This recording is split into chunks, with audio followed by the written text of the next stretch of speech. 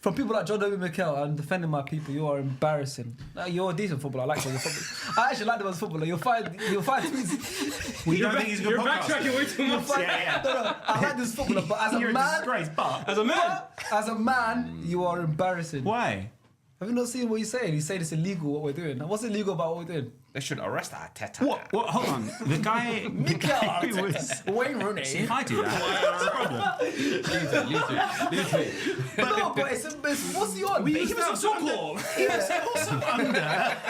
Jose Mourinho, one of the most defensive managers ever. Exactly. So what's his problem? I think it's those guys don't like that someone else is doing something that's. I don't think so. I think It's an that Arsenal generation thing. of They players don't like Arsenal. doesn't like Arsenal. I think especially Mikel's generation would have grown up them being like stomping on Arsenal. The mentality thing is played out, and I think for them they can't really accept the fact that now Chelsea are kind of in that situation and Arsenal are on the top. I think that's where it comes from.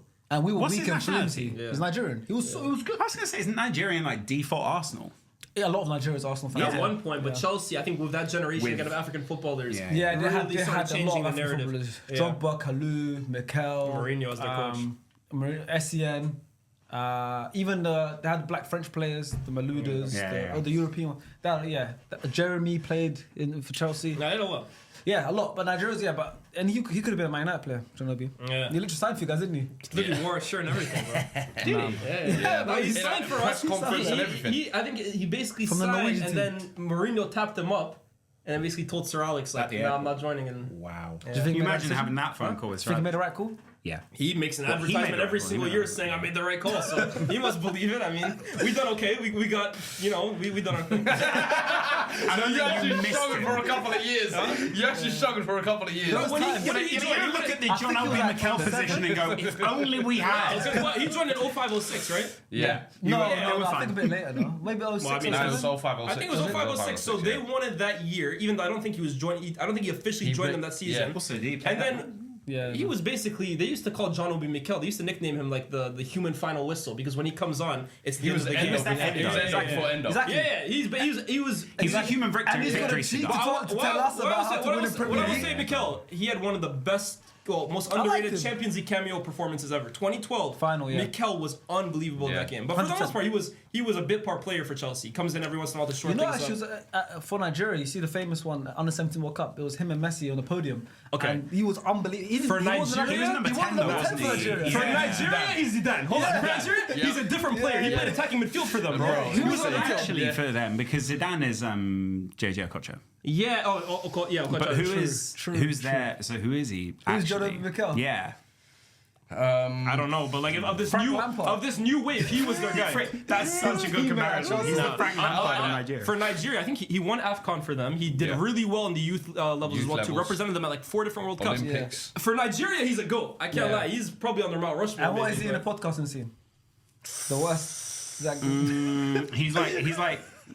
To be fair, he's had some good interviews. Whatever the worst He's had is, a couple the of worst. good interviews. He's had know good what? interviews, but I don't feel like it's a good scoop for a footballer to get a footballer. Yeah. Like when they sit there and they're all Facts. like, I'm Yeah. like, this is like me getting. I think if you get it's your like me getting chunks. I It's think like, if you yeah, get- make a phone call. I Do think you if know you what I get your mean? ex-teammates, it's different. I think if you get your ex-teammates, it's different. If you can get a footballer that you never played with, I think that's cool. I rate that. But if you get all the guys you played with, it's like, well, duh, you're all in a group chat together. How right? hard is podcasting actually? Is mostly the stuff that isn't really done on screen.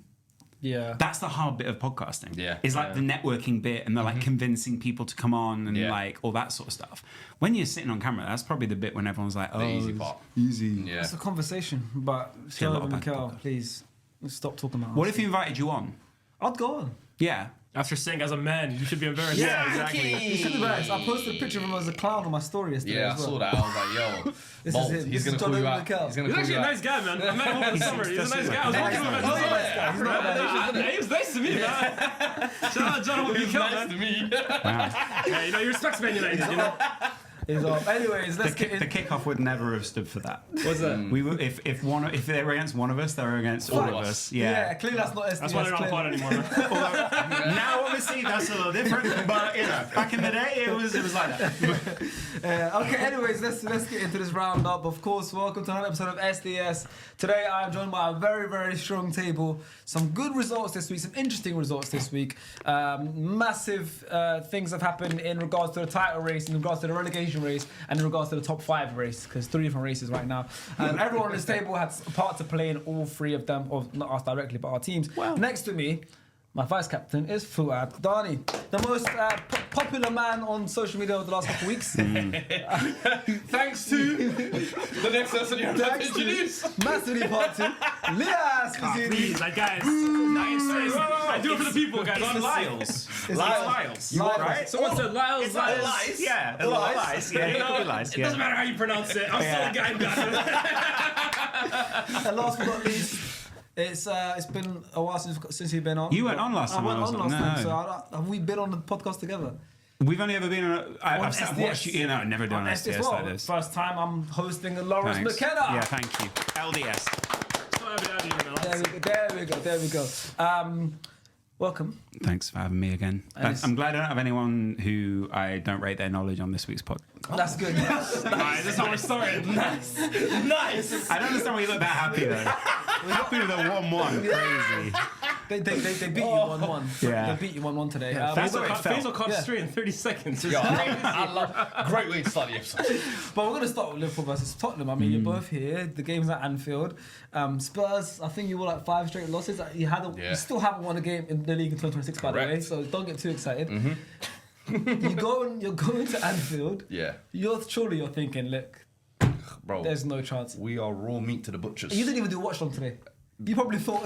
No, it wasn't that. It was logistics. I couldn't quite do I was it. excited for that, man. You let me down. Nah, so I promise you, from now to the end of the season, there will be one all the time. Okay, Shaking it for cool. sure.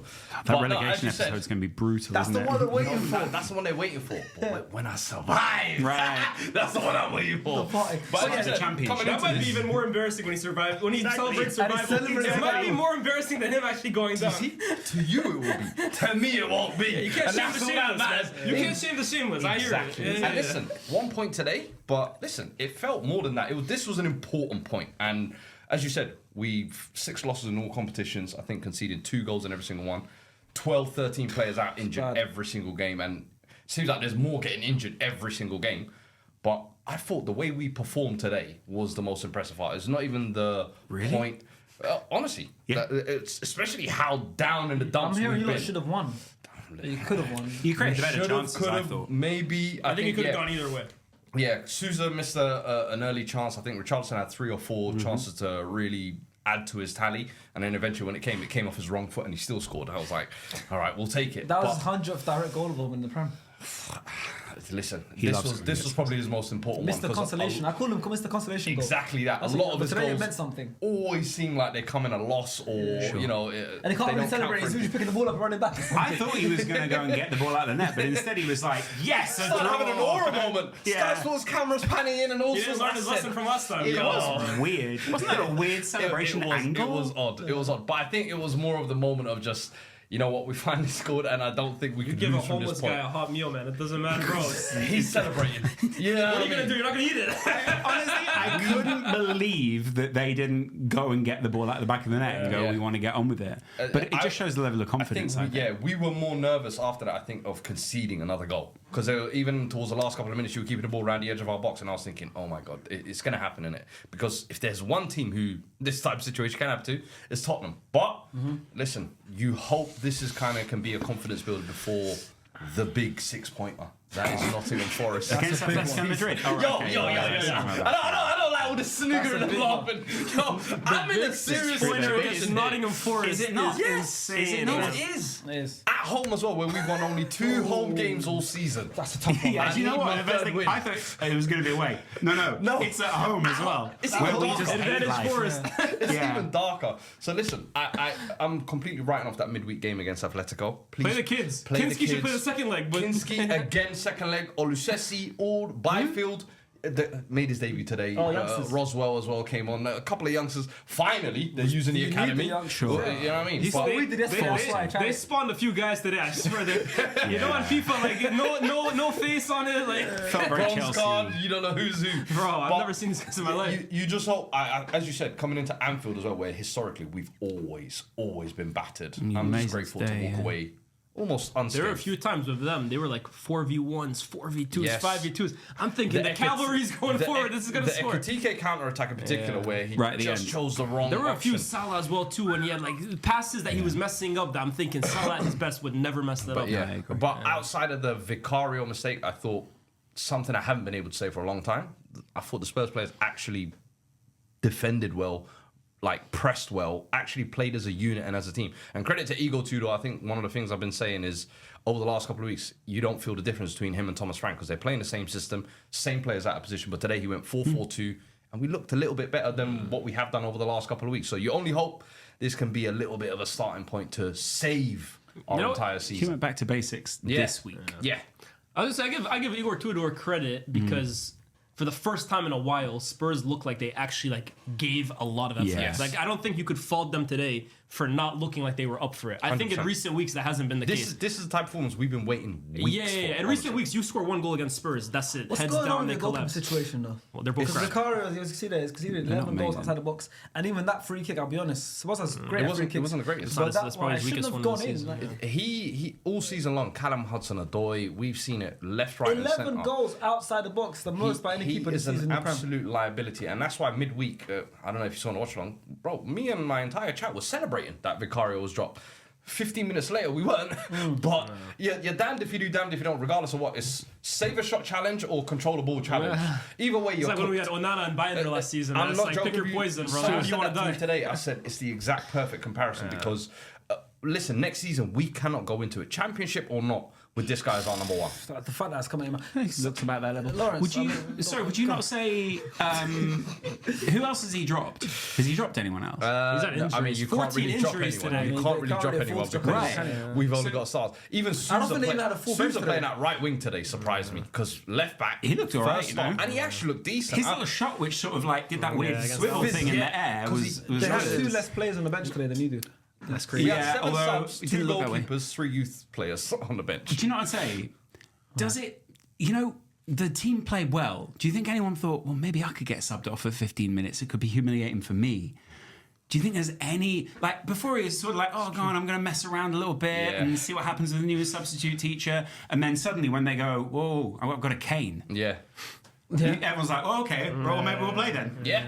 I'm not saying maybe. he didn't deserve that as a goalkeeper, but it no, was he deserved certainly it. a power play 100%. earlier this week. I think it was needed. It was needed. yeah.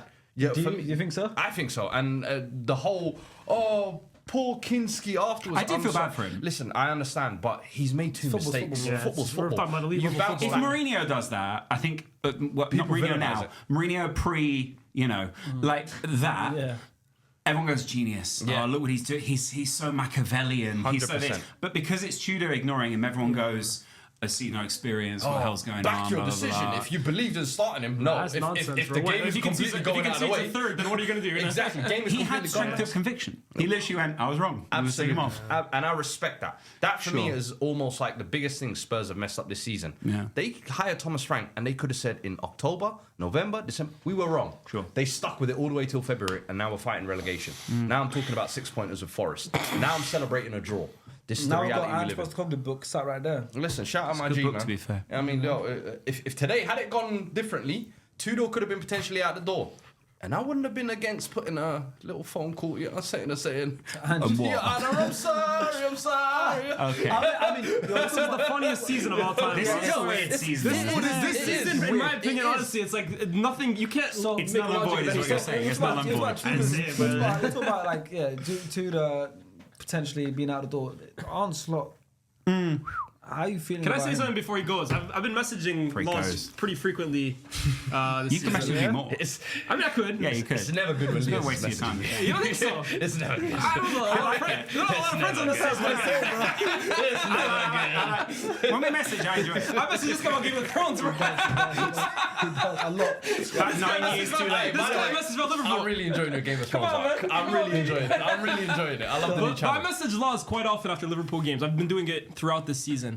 And I can't remember when it was that I really started questioning, like, in terms of what would it take for you to maybe I agree. turn on Arne Slot. I think towards the beginning of the season, naturally, okay, you were dropping points, but he's got a lot of credit in the bank. Yeah. Season's long. Liverpool are still in a decent-ish position. But as the season has kind of gone on, I've kind of felt from your tone changing a little bit Yeah. and the mood changing a little bit that you've been less and less certain about Arne Slot? Where are you now when it comes to your position on him? I was always pretty uncertain about him anyway, but I always like you said, I wanted to give him the benefit of the doubt. The league win was actually irrelevant to me. Okay, wow. Because I think a league win is it feels like the icing on the cake, but because it's a rebuild, I think the league win would be misleading to say, well, we should keep him because he won the league. Because he was winning the league with a team that we were then going to completely rebuild anyway. So, But because he won the league, you have to give him the chance to rebuild that team. You're not going to sack a man after winning a league, are you? no, well, we weren't going to sack him in the summer. But I don't think we're going to sack him this summer. I think there'll be like a mutually agreed parting of the ways. Because I don't think he's ever done anything so egregious that I really go, God, I really can't stand this guy. I know, I didn't get to Amorim level or Thomas Frank level. But I do think I think we're approaching it in its own little way, man. I'm not going to lie. I think if Liverpool are to miss out on Champions League football this season, after the year they had last season and the expectation that came into this year, that's a pretty big disaster in its own regard. Relative to what Liverpool's expectations are, that's a disaster for me. Yeah. I think it feels like a disaster because it is. But in the long term, I think we probably ride that one out. I think the players that we're going to leave anyway. I think the players that are going to come anyway. And do you ride it out with him? That's no. Yeah. I think at this point there are a lot of people who have gone beyond the point of return with Arne Slot.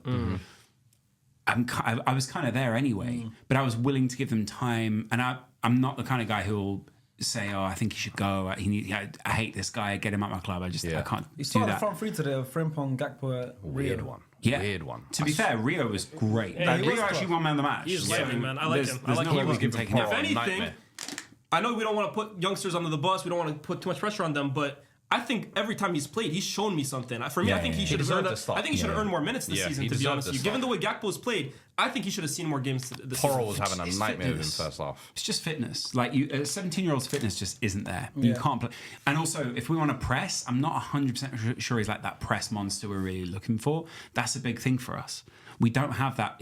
On that left-hand side, we just didn't really press you guys today. We sort of won it back intermittently and then got it out to the left. But we didn't really press you on your right-hand side that much.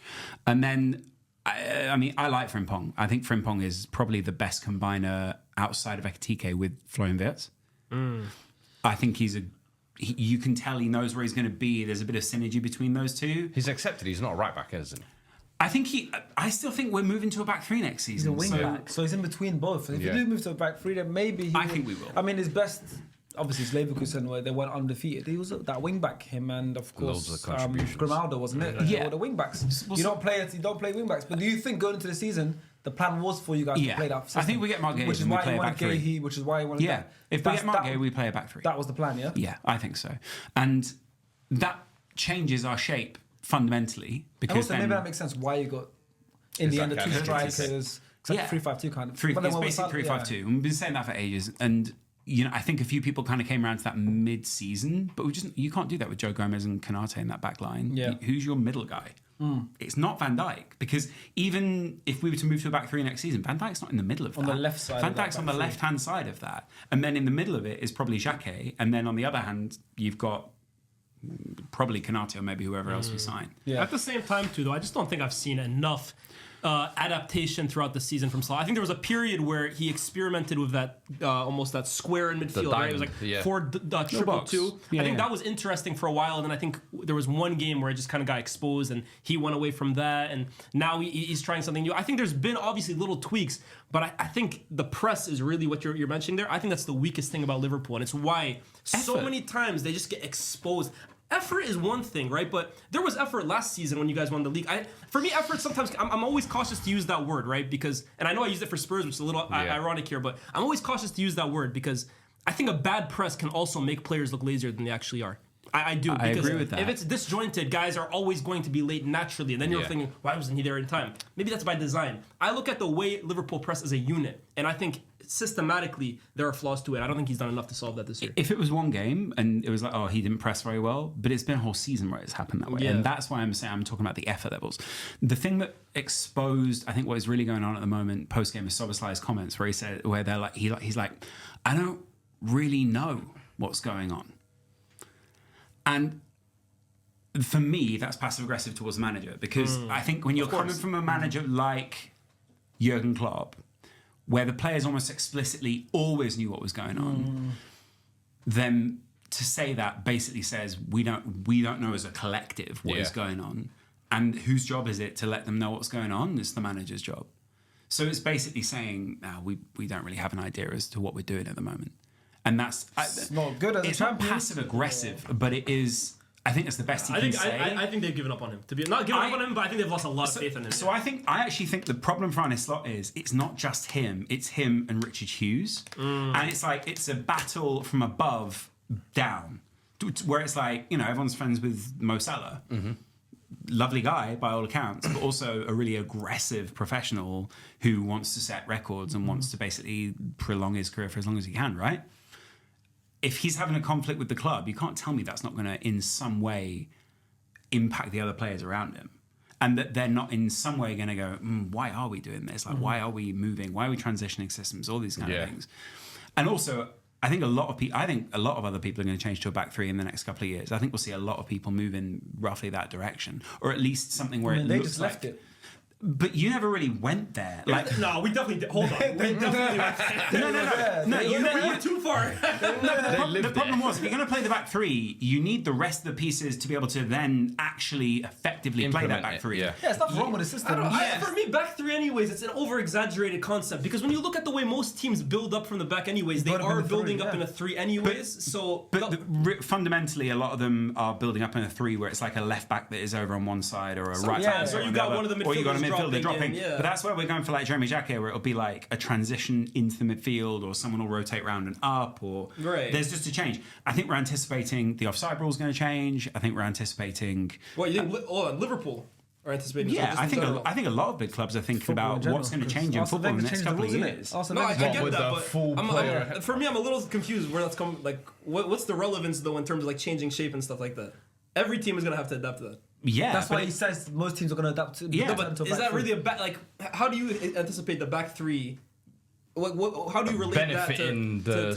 How does that relate to? Like, for me, you can relate to that with a back four as well too. Yeah, I don't really see the connection between a back three and offside. Okay, so the way that I see the connection between the back three and offside, and by no means I'm a tactical expert. You know, I'm not James Alcott. I'm not one of the actual smart guys. He's quite good, yeah. Right, yeah. It's not bad for a QPR fan. Yeah, right? He does his thing. He's a good guy. Yeah. I see it that initially we're going to see more congested games. Okay. And then I think we're going to see the ball kind of bobbling around a little bit more in the midfield. And then we're going to see that teams want the control, so they're going to need that extra man in that back line who can then build down the pitch. So kind of like effectively it's the same as having we wanted Mark Gay because he can take the ball from the back line, bring it into the midfield. Jeremy Jacquet can take the ball from the back line, bring it into the midfield. Schlotterbeck, or apparently we're really sweet on Bastoni, which was a little bit strange to me.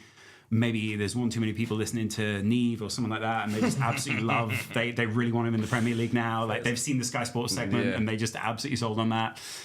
I think he's a good player, but I don't know if he's quite. If you want that back three, I mean, you said Van Dijk's playing there, but Bastoni would go into that left side of that back three. I mean, I think for a little while we'd play like one of the other players would sacrifice themselves, so essentially we just prolong Van Dijk's career a little longer. I also think it's another play to keep Van Dijk playing that little bit longer. Like at the moment, I think it's fairly clear to me that without a really strong centre-back partner, he can't really play as part of a back two that we're playing. I think. Are you making Champions League football? I think the elephant in the room. If you're talking back three, the elephant in the room is the manager you're probably going to be hiring next. If it's going to be Xabi Alonso, let's call it what it is. You got his wing back. You got his number 10. He found so much success in that back three. He's gone invincible in almost every competition with the back three. And the reason he left Madrid was nothing to do with him. You'll be fine. I'd love to bring in Granit Xhaka. I don't want a little crossover. But there's also, I think McAllister should go. But I think the bigger issue is Liverpool fans aren't feeling him anymore. Interesting. Liverpool fans were feeling him, but he looks exhausted. Yep. It sounds a lot like he's doing that thing where he's like, I want a new challenge kind of thing. His dad keeps giving interviews.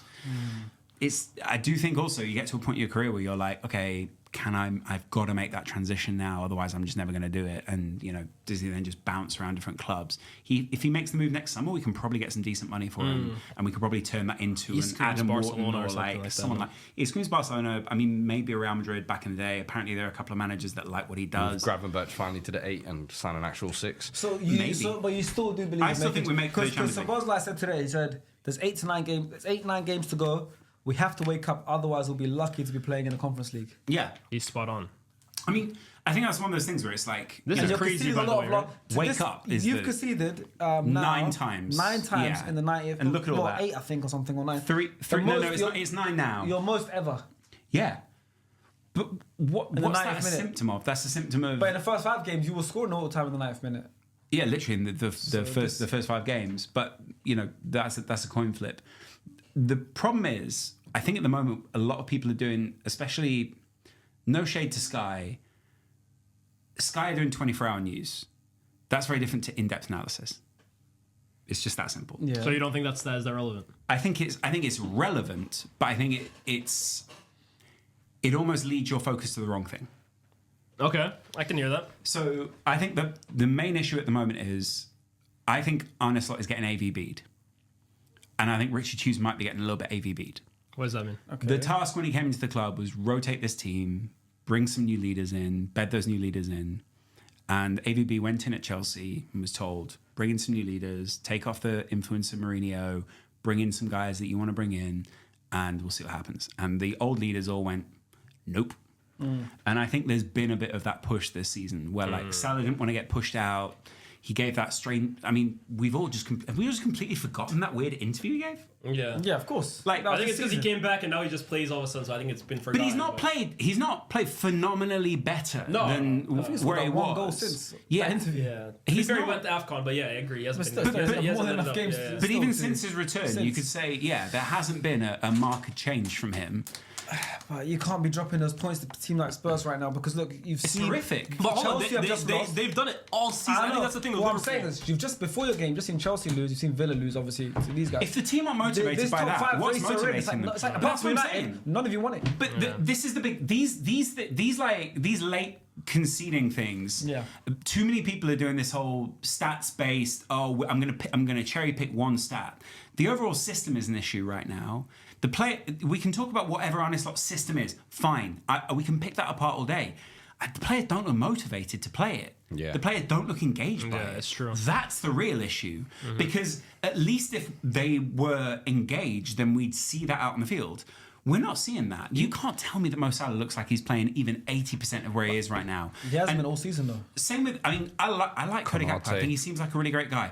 I think Konate is more prone to like playing really well or having a game where his mentality is just not But engaged. why do you think players? Everyone's talking about this Van Dijk foul, by the way. To be fair, Lacroix got red carded against Cunha for that the other week. He did. I Literally think the that's- exact situation. But Is it? And I Yeah, started it was damn near the I exact didn't think it was He's red card. basically leaning on him. Yeah. Charleston's got his body in front of the man. Then go I don't know, down. I Then can go down. Yeah. If I don't you're know. the striker, you've got to go down in that situation. The fact that he didn't go down I hear full it. harm Do there. you think obviously I know you lost to Galatasaray midweek? You've got them coming up next. Coming I don't think they're gonna beat Galatasaray. Yeah, I'm gonna be honest. I don't think there's a huge amount of That's a whole confidence. different conversation. I don't think they're but gonna be Galatasaray. You didn't start. Obviously, like I said, that front three started. Ekitike was on the bench. Salah's on the bench. All right. Curtis Jones another one. Do you think that's because you took them too easily and you already got one eye on That's what I Galatasaray? Or No, I don't think so. because that front three starting in the Prem for me when you've got players like that on the bench is crazy. That's what I thought. Because the Galatasaray seems like if he loses that, his job could be gone that Yeah, night. that in my could be the opinion. end of And it. I'm thinking he's thinking, do you know what? I think to Spurs right now with the form they're in, I should be able to get something out of them even with that front I think line. the point of we're at a point of no return in terms of Salah. You're not going to sack Yeah. him right now. The time to sack him, if you were going to, I think, was Exactly. like before the Champions League round of 16, maybe like in that period where teams were playing their round of 32. Then Get a maybe bump. okay. Now what are you going to Yeah, do it's no if you point. lose the Too Galatasaray? late. What's left to play for? The FA league, Cup, I guess. who Yeah, cares? FA Cup yeah, this you're going to give them the rest Liverpool of the don't care about the season. FA Cup. Yeah, you're going to I give them think the they're rest of the giving him that season. time to get. Okay. I think again, that's what I'm saying. I think like They'll a finish the respectful parting at some point where it's He just won the like, league. thanks for this. Yeah, He'll finish you the got a season. league title. He made in 100. He just played his 100th game against Galatasaray. It equaled Kenny Dalglish's great record of having 62 wins in that time. So it shows he's not actually all that bad of a manager in his Yeah. period. You can still go back to Europe and hold your head high. Like you came to the Premier League. You won In it. Europe, you can go out and give a bunch of interviews where it's sort of like, it's a difficult transitional time. I could easily take over this side. I think the other thing is we're looking at that and saying, if he leaves, there's another side in Europe that will snap him up by next season. Even maybe they'll take What's the some time best off. side that's taken him though, Arne Slot? Juve, someone like that. Oh, I Juve, know, okay. obviously, it's Yeah. not Juve Yeah, because this- he's one of the best in Europe. But and also, Someone's got a hand up here. maybe you guys something like that. I think that would be considered. That's not a good. That's not a good. That's not a good sign. That's not, if Spurs is the club you're bringing up. That's not a good sign. I don't think I have a job for you. I don't think he wants to manage them. I was going to say. Yeah. Probably going to. Yeah, Premier League. If we stay up, I'm not gonna lie. I think this season. Enzo Maresca's won the championship and he's a good coach. he's going to see. He knows he's got championship experience. I wouldn't mind a Arne Slot will leave the Premier League as a Premier League champion, which not many managers can say. So in that regard, it's a good, huge. That's a great thing to have on your resume. At the same time, though, because of how bad the second season has gone, this season that season will almost always go down though as A, the Mohamed Salah season, and also B, it's almost like the post-credit scene of Klopp's tenure. If we're being real, it's like the last remnants of Jurgen Klopp. You kind of took that team and got them a league that, fair enough, Klopp couldn't get done. But it wasn't really your team. And I think this season is going to really reflect that on him. So what's the best job he can do? I don't think it'll be a job that most ex-Premier League winning managers would know. He's a good stepdad. Yeah, But he was better than that for Feyenoord as well. He was better than that for Feyenoord. Feyenoord, he's still well regarded in the Netherlands. Like people still Yeah, you message can't go me back about there. him. You can't go back there, man. Why not? That's it. Then just man. going back. Go back. You want a Premier You League. want to ideally, obviously, you're not going to get better than You gotta Liverpool, stay in the but you top want to do five better than Feyenoord. Say I don't think PSG or someone like that would take him. Impossible. But say a big side have a managerial gap. What's the biggest side that would take him? if company went to Maybe, City yeah. They after hire Pep, anyone. I think Arne Slot could get a Bayern job. Who? If company went to City If after Bayern Pep, Munich hires Bayern Slot, Munich. I mean, to be fair, they hired company, which I thought was a weird decision at the time. yeah. There's no way they're going to go for Slot. They can aim for higher, I think, honestly. How? Who? Tuchel, Nagelsmann, they've gone through all the other Yeah, but top Slot for me managers. is not that. This season, I can't lie, has really painted Slot a bad view for me, man. It'll be interesting. It's really hurt his reputation for me, man. In what? In what way? Madrid need a manager. I just can't. Arbeloa is only temporary. Madrid need a manager as Yeah. well. I think Faisal will take him on Madrid. No, would take Faisal will not Arne take Slot Slot. Madrid, impossible. Yo, Faisal is Slot. I would love that. He's the one that predicted Slot. Well, you get him. The problem is, like, you're in a position where Arbeloa is playing better football than Slot is at this season. Carrick's playing better football than Slot is this All season. the temps. Yeah, they're all good stepdads. Maybe there is an element of Carrick might there's screw no on that, man. I pressure. can't lie. Carrick might just be pops, man. I can't careful lie. with Rashford, though. Hey, I'm not having wish for Be anything. I'm just careful, saying be he might. We'll see next season. If he gets the job, we'll see. But see. for me, you know, the thing with Slot as well too, that I really, and this is as he manages my biggest rivals. So Yes. honestly, a part of me, of course, is relishing this. But at the same time too, I'm man enough to be able to say that Jurgen Klopp's Liverpool made me feel something watching them. Honestly, Sure, 100%. they were must-watch television. 100%. These guys are, you want to turn your television off. Let's call it what It's unwatchable. It's unwatchable. He has completely sucked the life out of this Liverpool team in terms of, even last season, again, you saw the remnants of the intensity that they used to play with. Yeah. When they wanted to take it up another level, they could. Yeah. The rush that they played with. But They Diaz and sleepwalk through. Nunez in that, man. I These know, guys- but it's even they sleepwalk through games now, man. And I think you're always a reflection of your manager, and I think this team is a perfect representation. I of it. also think he's holding back. That's my other reason why I think he leaves at the end of the season. Is I think there are signals that you give to the industry where there'll be other people at clubs watching that and going, "That's a weird thing to do. Like, why aren't you doing this?" And he can walk into another job and go, "I didn't do any of the stuff I wanted to do because I wanted to save that for me." Blah blah that's blah. what Quick Amram used question, to say, yeah. man. Obviously now it's easier because hindsight. Because hindsight and smart. everything. He's so Yeah. angry about the Amram thing. You're angry. Because- You're no, angry. no, on please this don't stuff. look at me now, bro. Obviously hindsight's a wonderful thing and everything. But now going back, you had Van Dijk, Trent, and Salah all vying for a new contract. Which one do you have let go now? I'd still do the same. I mean, I don't think anyone anticipated what's happening with Salah right now. And I Same. think I part of never the fall thought off is that, the mentality issue. And no one obviously anticipated what happened in terms of tragedy pre-season. I think that probably impacted Salah. You could tell that impacted Salah quite a lot. 100%. He was I think, crying on the pitch. the tears was the thing that really sort of showed me that's impacted him in a very profound way. I still think, if Trent's injured for 20 games of this season, how much of an impact does he really have on our season? Does he change it all that much for us? I think he does. Trent's I'm not still gonna lie. does, No, you guys miss him bad. I'm not gonna lie. I'm not saying we don't. I'm not saying we Even don't miss those, him. those 20 games would be cinema. I'm not gonna lie. But that's the point. He's only just come back, so he's missed 20. He's not played 20. Yeah. He's missed 20. Part of the reason we didn't offer him a big contract was because I guarantee Liverpool are looking at whatever that heart monitor thing is in training and going, this guy's in the red zone like all the time. This guy can't get up to fitness and all those things.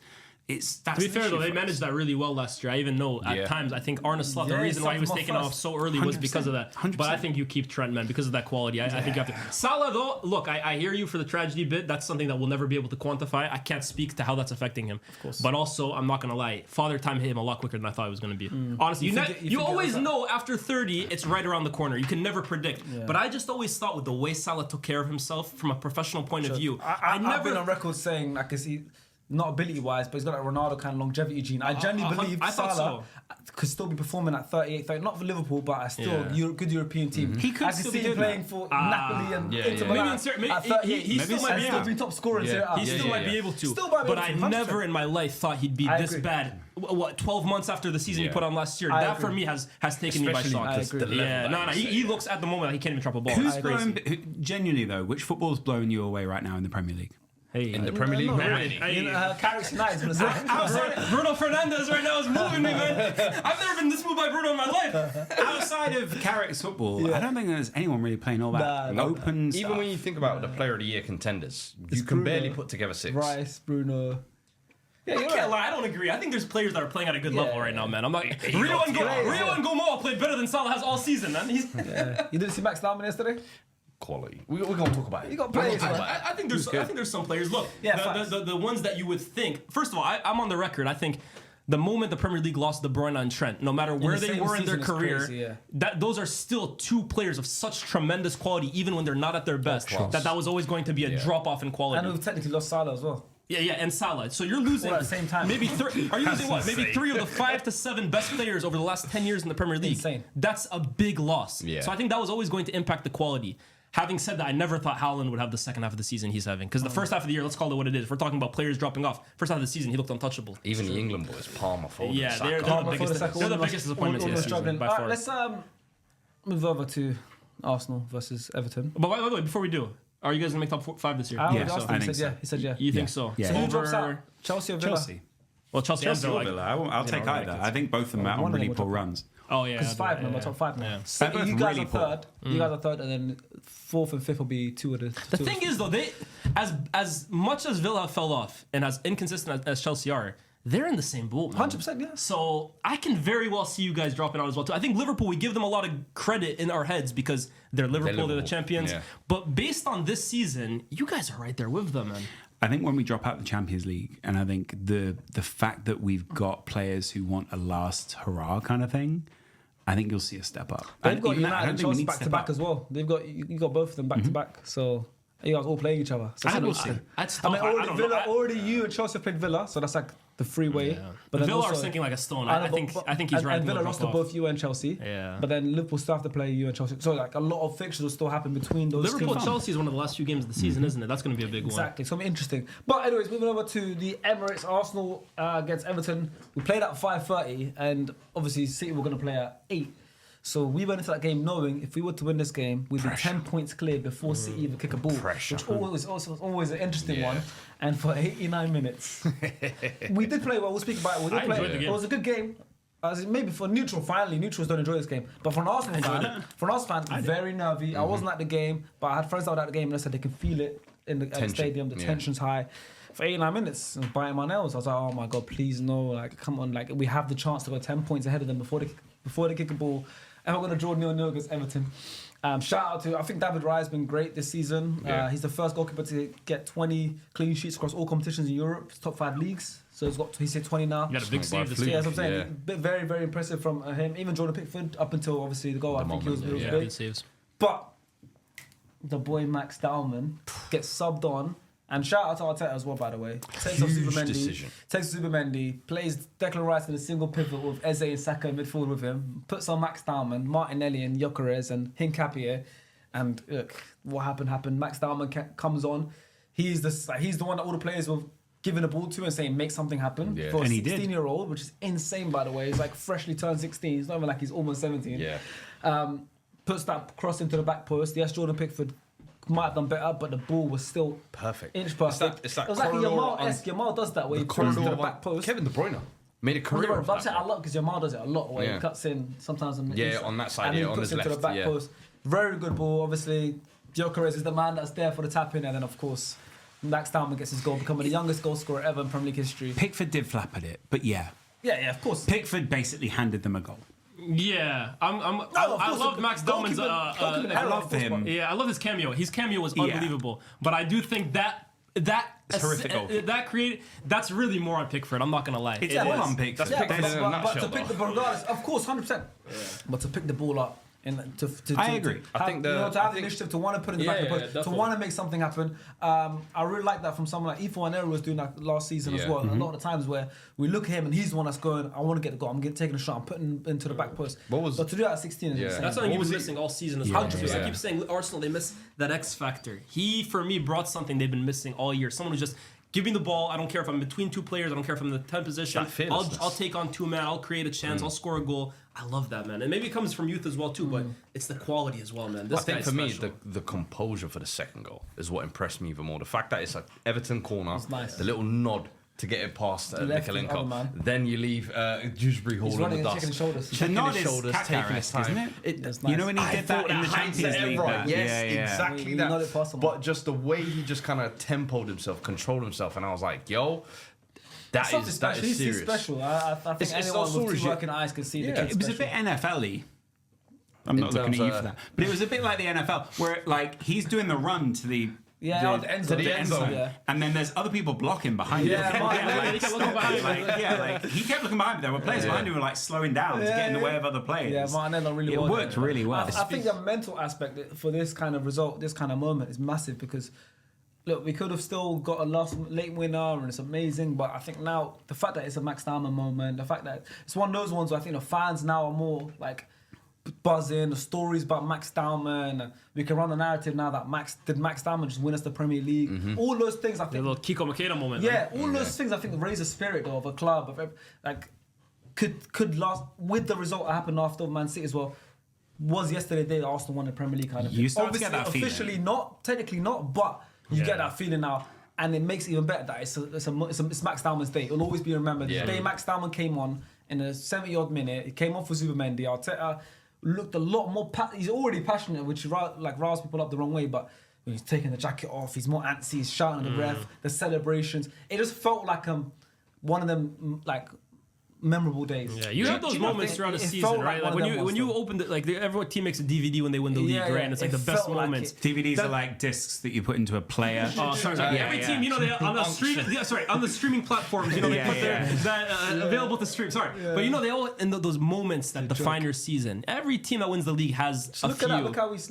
Look at this. Yeah, Look. but you know, I just love the fact that he's always asking for the ball. I think for a lot of young players, you can sometimes think like, oh, how do I fit into this game? I don't want to get too involved. He is always asking for it. I think that's really rare for a player of that Do you know age. what I think as well, though? Go on. You have to give massive credit to Arteta. So much, Because he was out injured for 2 months. You could have easily just done the, you know what, call off this year, you're still 16. But the fact that in a game where you're still drawing, you need to turn the game around. Brother, he And took off his defensive midfielder, brought And on a it's an 16-year-old and attacking played change. 2 attacking midfielders. He could have brought on Gabriel Jesus. Well, forget about that. Mikel Arteta could have also sat firm, like I think he has done at times this season. We criticized them a lot for the game at Anfield in terms of not taking enough risk to win that game. And in fact, this whole thing about Arsenal this season is, are they more happy to draw than risk winning and perhaps losing? That's always been a narrative. Today, he could have very easily stuck with what he had, taken the point. We stay 8 points clear. We're still in a decent position. He said, no, I'm going to go for this game. Everton were actually threatening. They might grab something on us, but at least we went for it. Yeah. I give him so much credit for doing that, man. Very impressive. Very good in-game management as well. Do you know what it is? There's a lot of critiques of Arsenal this year where it's a lot of people are trying to take away from the shine of probably winning the league. Like, you're like, you know, it feels inevitable. What's that? Champions elect. I haven't said that in Champions 3 years, elect. man. Champions elect. It's a great use. I haven't said that in 3 years. No, but You haven't said that in a while. because He used to call us Champions Elect 3 years, like 3 do you know seasons ago. 22-23 when they had 50 points after 19 games? I kept saying Champions elect, good. Champions And elect. then we bottled it. I retired that Are you phrase for trying 2 to years. do the same this I season? don't know. No, I think this year it's like I'm bringing it out of retirement because I know it's inevitable. Right, that's what you're Now at this point, wow. the kiss of death. It felt like everyone was doing the whole, they score from a lot of set pieces, blah, blah, blah. That moment made it feel like, we've got a moment that we can look back at. Like, we've got a memorable thing that everyone witnessed. And it felt like a bit of a turning point for you. Like, in terms of, it felt like the stadium kind of felt relief that you got that. Yeah. And I don't know why you haven't had that at other moments.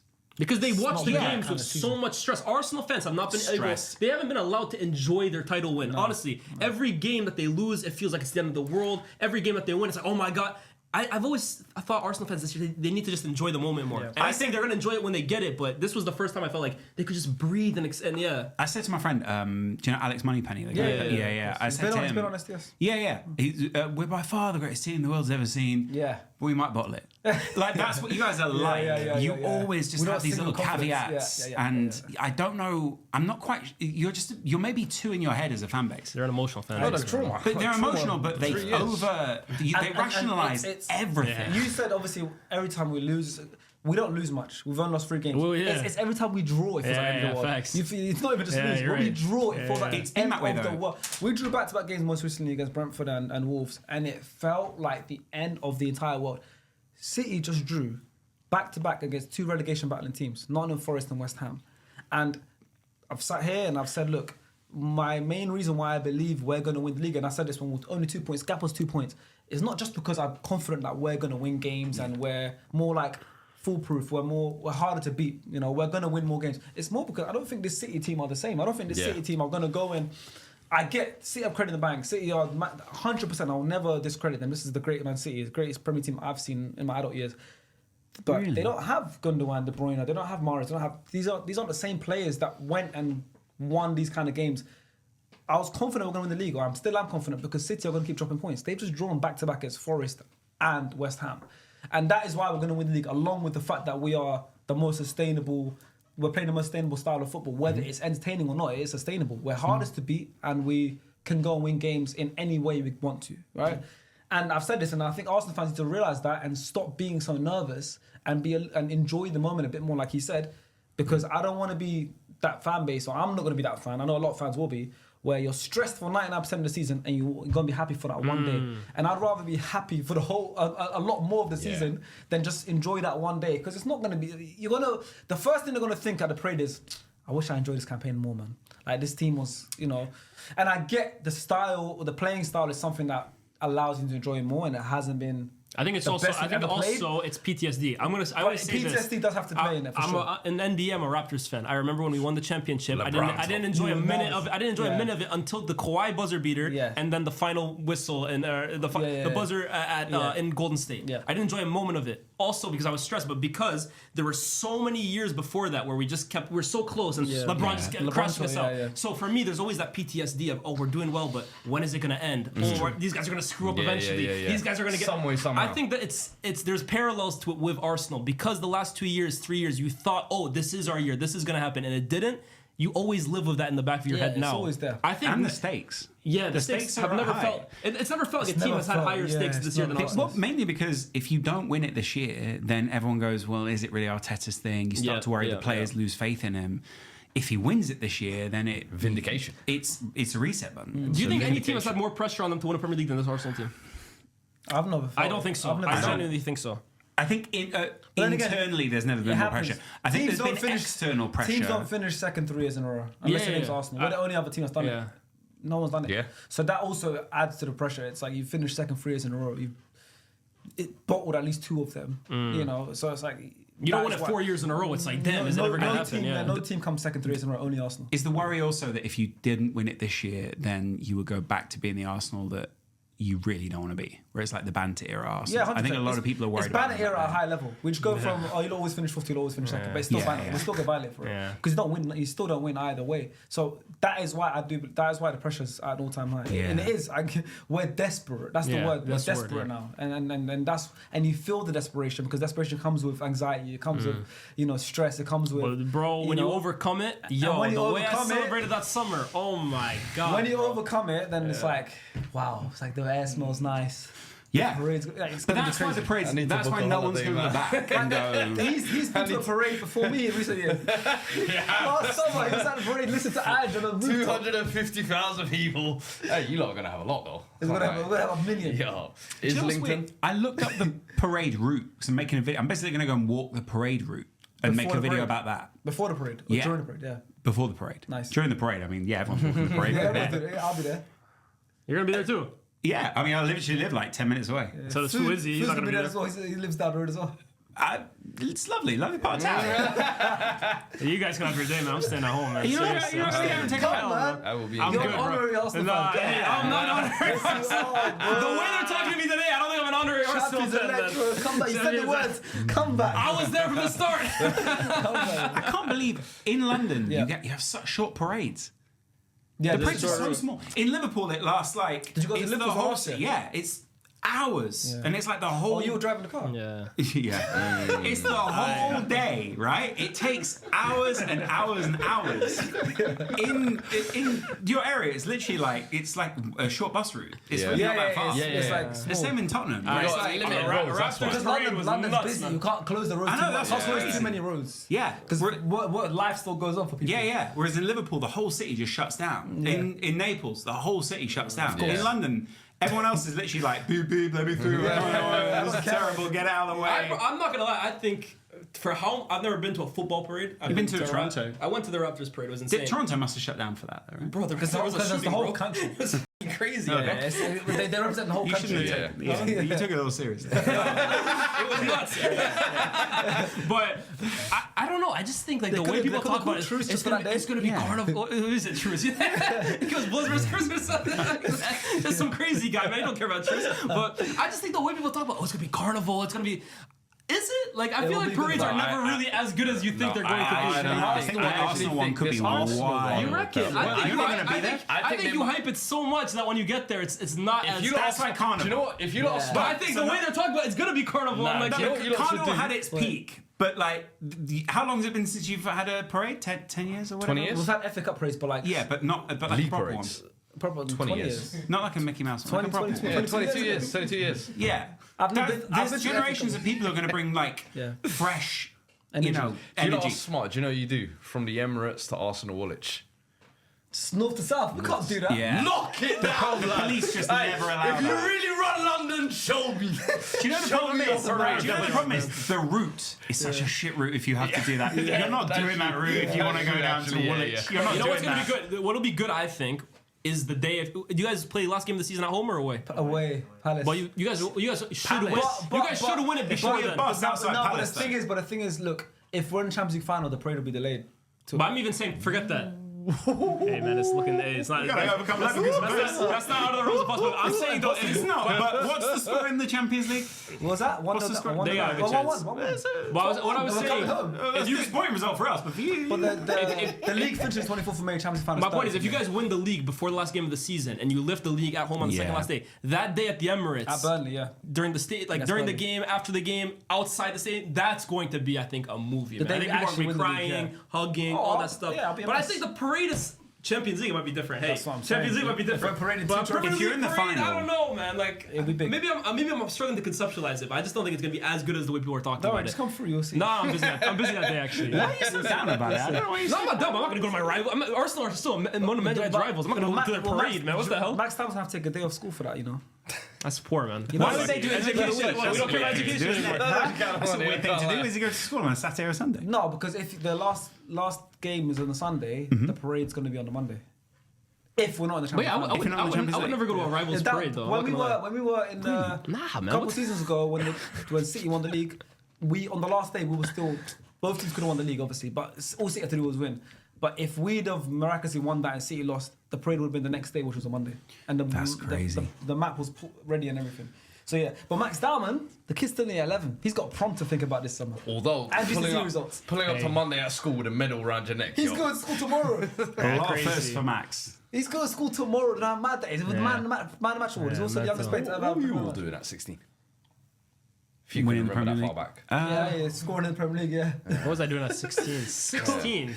scoring. Do you remember? That was like 30 years ago for him, bro. You That's gotta. what I'm thinking. Prehistoric What, times. what were you doing? I was Starting still food applying for stamps. college. Newcastle. no. That's uni. That's uni. Yeah. You're a gifted child. I was in engineering in college, mechanical engineering. Damn. Wow. Yeah. You want scoring goals in the Premier League? Nah. You want to get subbed on to change the game? Unfortunately not, man. I was saying Saturday doing at League, Middlesex 16? counties. I was in school. I was in Yeah, the it's 11. cool, man. I was in the Lawrence. 11. I was like DJ. I was doing DJ A stuff. DJ at 16. Yeah. Yes. Yeah. Like radio That's not DJ, that like voice. actual Both. DJ. But Like I disc used jockey. An actual to disc do jockey. people's parties and stuff, Facts. like that kind of thing. And Oh, then, you and Robbie, innit? Robbie was spitting and you was... oh yeah. Sniff 2, sniff 3, Yeah. sniff 4, 1, 6. I used to record Robbie's demos, and then he would just come in and lay it down properly. Nice. Yeah. Now let's talk about football. That was called Lawrence again. That was what I was called back then. again. Yeah, that was a good time for me. I like Loz again. I like Yeah, that was me. Another thing in this game, we've got a screenshot here. Calafiori's block, by I the love way. it. What's the problem with that? I Fantastic. know, there's no problem with it. Everyone Yeah. loved it. But it's like, it's creative. That's I an like amazing it. block. Yeah, That's no, what you we needed call to. the art of defending. Yeah, That's you the love that art stuff. of defending. I If love John that. Terry does that, Absolutely. No, but hold love on. that. Phil Jones will put his head in that situation. People laugh at him. But this is like the art of defending. Hold on. We don't laugh at This Phil is Jones. where pretty privilege exists. Yes, Calafiori is a beautiful Italian. That's the art of defending. Yeah. But Phil Jones, Bozo Gene. Yeah.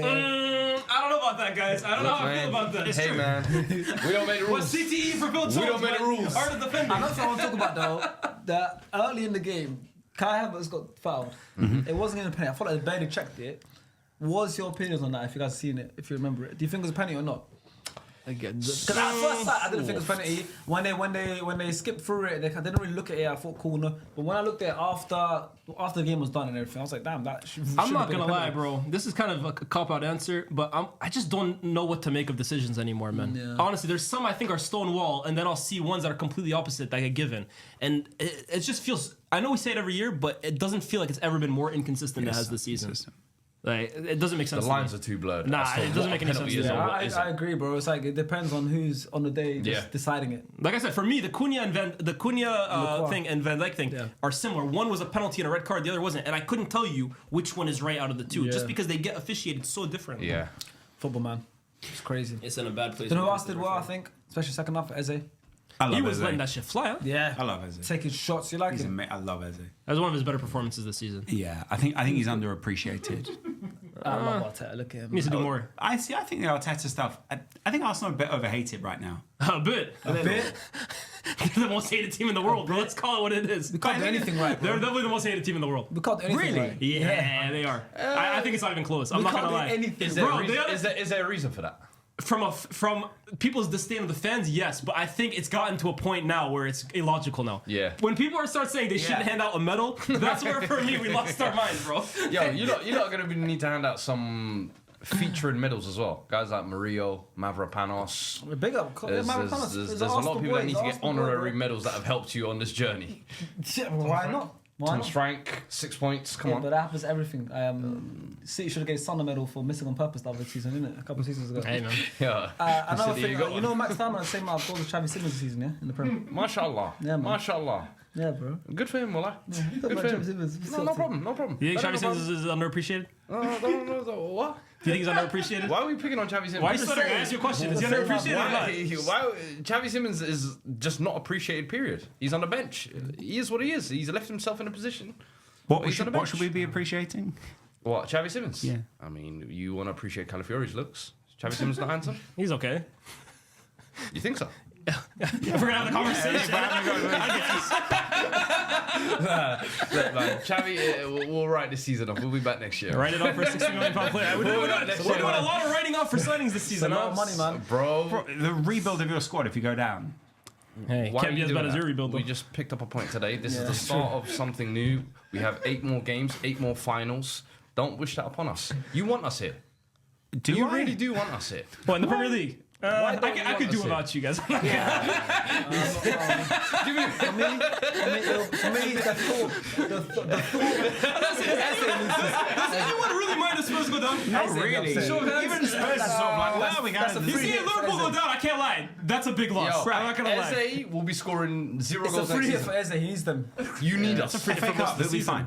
But I'm not gonna lie. The thought of Arsenal in the league and Spurs getting in the same season is. Don't get me amazing. wrong. From that aspect, That's what I I can mean. hear it. It feels sounds kind of enjoyable, right. fun. Yeah. But it's like there's no need. I'm not It's gonna lie. like the Spurs we goes are, down. we are a part of the Premier show League. with you. Yeah. We are, a Are you? fabric. We are, the tables They're they one have of 4 the legs. founders. They're one of the You're one founders. of the 6 teams who've never gone down or something like that, right? Yeah, They have come gone on, down once, I listen. think. No, from the Premier League, sorry. Premier League, not Yeah, not yeah, first no division. one down from the Premier. I'm saying, listen. Yeah. They're not Everton. Everton have never gone down. You see Everton, if they go down, that's a big Everton- By loss. the way, terrible. that's a myth. By the way, what's they the institution? they did What go is down. it? Everton have gone down before. That's a Is myth. it? Yeah. think I searched Commentator's up, I myth, think man. it was They say like- that Why every do you these things up though? I gotta make sure I got bullets for everyone. You know what I'm saying? Everton. Yo, this is where nowadays these are my enemies. He's right. You are. Since 1951, they've never been relegated. You are chaotic. 1951, you see, yeah. Yeah. What was it like back then? I mean, you was around. You was around. Why are we acting like? I was gonna say, hold on a minute, Don't do please. this, Lawrence. Lawrence, you of all people can't do that to me. Yeah, I don't know. You might be about a decade older than me. Whoa! A decade? That is long time. Bro, maybe mentally. Speaking of relegation, versus Pacquiao version 2, man. speaking of relegation, Mike and title Tyson. races, I don't get wheeled out enough anymore. I got so much We literally rage. have to wheel you out these days, man. let's go over to West Ham. versus Now let's City. look at the Premier League. West Ham and City obviously played straight after the Arsenal game. Yeah. What do you guys make of that City's title race for now? They're so vulnerable. They They're you think just they you think, so- no, can't bottle because all top, but do you think they're bottling the chase? Oh, they 100% they bubbled the chase. Because Yeah. that's back to like draws now against two teams Yeah. that are struggling or fighting. This guy right here has bottled it. Let's call it what it is. I mean, Erling Haaland, yeah. I am ready to have this conversation. I'm disappointed, man. I'm actually very disappointed. I thought Erling Haaland turned a leaf this year in terms of his overall play. I think the way he started the season was typical Haaland in terms of he looked like he was on pace to score 50 goals. And I feel like for yet another season, yes, it's to his crazy standards because no one hits the heights he does in the first place. But I feel like it's becoming a pattern now where mid-season he's on this crazy run and then he just freezes and we don't see him for 6 to 8 weeks and then he'll end the season well and score goals. And we'll look at the tally and it's like, yes, it's impressive. But Man City were in a position where I really thought they could have done something this year. And in a moment where they used to look at De Bruyne, they used to go to Gundogan, Mahrez used to pop up with big goals. Haaland has been the guy they look to, and he just hasn't been able to deliver in big games. 4 goals in 17 games. 2 of those are penalties. Crazy. That's crazy. This is the best goal scorer in the world. It's the best striker in the world in my eyes. And that's the thing, I think so often because he's that generational scorer, as you say, people don't want to criticize him because you can just turn the tap on at any moment and the goals are pouring back in. But I think in a lot of big games he's gone missing. The Champions League in midweek, I thought really disappointing performance. And as you said, I think all season long everyone's talked about how his overall game has improved. The Newcastle game was the biggest example Yeah, he for looked me really good of in that game. the assists, the hold-up play, the running into the channel, stretching of the plays. And I was like, if you're not going to score, that's the type of performance you need to put in all the time. And I think, especially this version of City, he is the leader. He is the best player on the He gets team. paid 500K a week, by the way. 100%. For the next 10 years. 500 grand a week. In those moments, they're going to look to him to bail them out, just like all top teams do. And I feel like too often he's let them down, especially in this running. And as you say, they actually have bottled it. They actually have bottled the chase. This was meant to go down to the wire. People are talking about, all right, after the Wolves draw, City are back in this. Lock in. Lock in. Now the chase begins, and everyone's talking about the Shark team. Bro, the way they've just completely petered out is... And we kind of said this as well, where do they have the same consistency as they did in previous years? They no don't one have said the that same stuff, man. weapons. No one said that, and man. you look around him when Haaland was isn't saying the that one. everyone's confident they're gonna catch us, bro. The That was Etihad the was agenda. meant to be that The game agenda, where- the agenda The agendas was were agendaed. credit in the bank. They've been here Facts. before. It was Leave it out was that. especially. There wasn't any strength in the. They're not the same City. That was coming from the Arsenal fans, but. I mean, some Arsenal fans were still scared they were going to catch up, but the actual thing was credit in bank. They've done it before. 100%. And I think even, it's not just Haaland as well, it's those around him. And you've got a screen there saying, Foden, 0 goals in 15 bad, games. yeah. Doku, who started the not season great, really yeah. well and was looking like he could be a running mate with him. Same with Cherky. Both of them have just vanished in the I last 2 months. can't lie though. Who's With created this issue? With Cherky, I'm gonna give him some credit here. This guy got dropped for no reason, and I'm sorry, you're looking at City in these games. They have a massive creative issue. Cherky came on against West Ham, and in 30 seconds sent Haaland through one on goal. So people are gonna say I'm a Cherky fan. That's the reason I'm defending him. But I'm not really sure why he got dropped from the team out of nowhere. I thought that they were in a good run of form at one point with Doku and Cherky and Haaland, and all of a sudden Semenyo came in, who's done fantastically well. But now he's playing Semenyo in the 10. I'm sorry, that's not where you get the best. Savinho out of nowhere. Semenyo looked terrible in that role against Real Madrid. Starting again in Madrid as well. So I'm really not sure why Cherky. Maybe it's because I'm in a point now where I want to defend and I want to hold on to leads, and Cherky's maybe a liability defensively. Yeah. But you have sacrificed a lot from a creative point of view, and I'm not too sure about that decision, to be honest with you.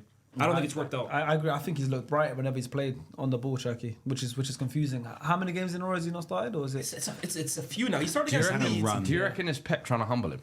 Humble for what? not alright. They don't need to win. In terms of no, but do you remember when he was on that stretch of run of form? He was still pointing out little things that he's not doing right and he could do this better. And I'm like, I think Pep never likes it when there are players who just have the shackles off. I mean, I'm not gonna lie. I didn't think it was even gonna work out between the two of them. So the fact that Cherki even did what he did at the start surprised me. Yeah. I didn't see the style of player Cherki is with the kind of manager Pep is in terms of how much control he kind of wants in a game. I never thought it would work. So that shocked me. But it feels like now this is like, oh, it was kind of always kind of coming to this point because now they seem to be on totally different pages. It's interesting now because City were on track for quadruple, and they technically still are. But this week can pretty much have like done it for them because they've went down 3-0 to Madrid. They're not coming back from that. Yeah, they went 3-0 to Madrid. Madrid looks so sharp. They've now in that gone game 9 points behind. They've now got 9 points behind the league. Yeah, they've now got 9 points behind the league. And Carabao Cup final is a big one on Sunday now. I would say this. It's How a sad, big is that Carabao Cup it's final a Sunday? sad way for Pep to go out if he loses I don't think that. Pep's going out this season anymore. If it goes back-to-back trophyless. I mean, back-to-back trophyless, giving Arsenal their first title, giving Klopp a title as well. Oh, sorry, not Klopp. Arne Slot a title.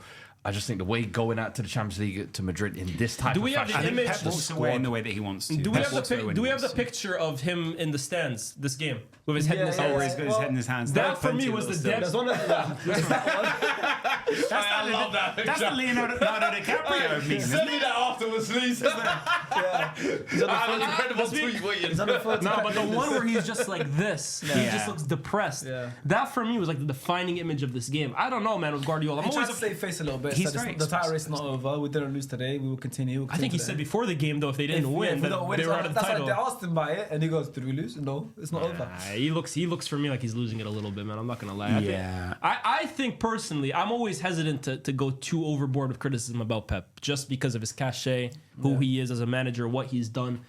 But if we're also being real, man, he is making like tactical decisions, lineups, substitutions, the way he wants it. It's puzzling, man. It's really bizarre. It's And not the like- first time we've seen this though. On the Pep. Yeah. It's But not over- the first time he's done this kind of thing. So it's But not he like, wins. That's the thing. Now he's not winning. That's the problem. But there's also been times where he hasn't won. I think sometimes that papers over the cracks of, we know he won 4 back-to-back Premier League titles or those kind of things. He was incredible in that time. But I also think that there are big moments where he's had massive crash outs in his own career. Of course. Like The Barcelona Champions was League final. Barcelona's a massive crash out. Bayern Munich Champions Bayern League. Munich, Bayern Munich Champions League. But City Champions League as Oh, well. you're talking about like actual like crash outs in terms of verbal, like how he just left in the general, like I mean, Barcelona was it? Did anyone watch the documentary? Is it Dani Alves who says there Yeah, were yeah. points where he was coming into training and we didn't think it was him? Yeah. Towards the end, that Barca it got really sour. There's times of that at City as well. There's things that have come That's out what at I'm City as saying. well with the players and falling out with. But I think there is a little bit of the feeling at City that there is this idea of a cult around Pep Guardiola because I think they're a little bit fearful of when he goes, what will they do? What is the Of course, succession he's plan? the club is As they should. is his identity. Very Do you think there's anything in the fact that Arteta's worked under him, who's now outperforming him and beating him? Yes and no, but I also just think, I think in general he knows football's moving on, and I think he's Yeah. trying to do this adaptation thing. Yeah, I agree. I also think that's where Liverpool I think Liverpool are second guessing themselves a bit. City are as well this season. There's the idea that Arteta's got his peak at the moment because he's kind of lined up with where football's at right now. I was going to say, And then next season there could be a very dramatic. This is the first time where Pep isn't leading what football is being Bingo. played like, Bingo. what the formations and the setups and the tactics. The meta. He is actually, how football he is- is now chasing, and even Pep- last season, Pep remember used he to said set- Pep used to set the Forest, style. Newcastle, and then Yeah, he yeah, said yeah. they're the ones that are leading the way. facts. I need to copy them. Facts. Pep used to set the style of football, and then 3-4 months later, you see everyone trying to play Shift catch up. towards it. This is you're absolutely spot on, bro. This is the first time in his career, in my opinion, that all of a sudden football's shifting in a style that isn't dependent on him, and he's the one playing catch up. Facts. And I'm sorry, he's not catching up, bro. Like he has a brilliant squad. Let's also not ignore the fact that they've spent massive money on the squad. This is an underdog thing. I know they lost the 100%. Brian, Yeah, but they've spent heavily over the last 3 to 4 windows, January's included, building the squad in his image as well too. He had big say in this, and yes, he's second. He's not flopping per se. He's not falling out of the Champions League positions. But this doesn't look anywhere near up on Guardiola's side. And that's damning to say. Yeah. You can always say about a Guardiola team, you can see his fingerprints all over it. Also, though, if he's not winning the title with this side, then it does feel like a failure for him.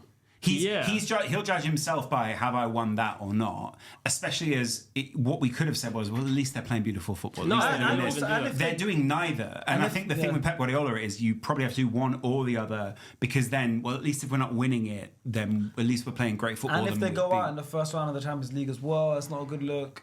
I mean, it looks like they are, but I'm just saying you never know. Anything can happen. That fourth goal, that Vinny missed the penalty, it could be sure. They can make it 3-3 and aggregate. You know what? Maybe as well, but that's an also, like I always say as well.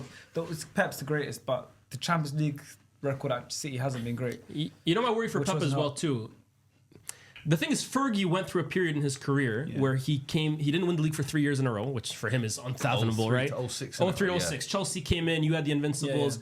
There was a point as well too where he even teased retiring. Yeah. And there were people questioning, does Fergie still have it? I know in hindsight it looks crazy, but at that point people were questioning, has Fergie almost lost his touch? Sure, yeah. And he managed to reinvent himself. That's when the Ronaldo Rooney era kind of kicked off. So I don't want to say that Pep isn't capable of doing another era, but it's like physically he looks exhausted. That's when two of the best players in their generation came through. Basically, like he paired them up with other. Tevez was a great player of his generation. Erling Haaland is supposed to be one of the best players in his generation too. He's got a lot of players. You look at that team, and they're not lacking in talent, right? But I just look at Pep. Does he have it in himself to go and rebuild this team again? And that's what I was thinking. I don't know. I don't think so. I don't think he does. No, he looks exhausted. I also think there's an element of.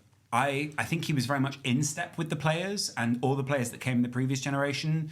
They're synonymous with Pep now. Kyle Walker, KDB, Bernardo, the big names. Bernardo's right? the last remnant, yeah. All those big names. They all were made by him essentially into these great players. Even Jack Grealish is like, he's made it to the next level. Yeah.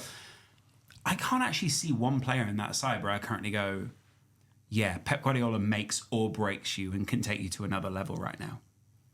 Another manager couldn't also, like, if Luis Enrique came in, what would we be interested to see him do? If someone else came in and did that, what would they do? That special rub. Everyone else is synonymous, I felt, with Pep. Lars, that's a really good point, because I'm actually thinking now, what would Haaland look like under a different manager? But I think that's once that becomes the question, I think that sneaks into the back of your mind. It's like Inception of a way, where once you get it in your head, you go, maybe if Xabi Alonso was to take over, would it be different? If Luis Enrique is looking for a project, we could take him for 3 seasons. That's actually crazy to think about, bro. I never would have said that in my life. I'm actually thinking about a lot of these players. I'm like, goes through your head. In a different system, he might actually be able to.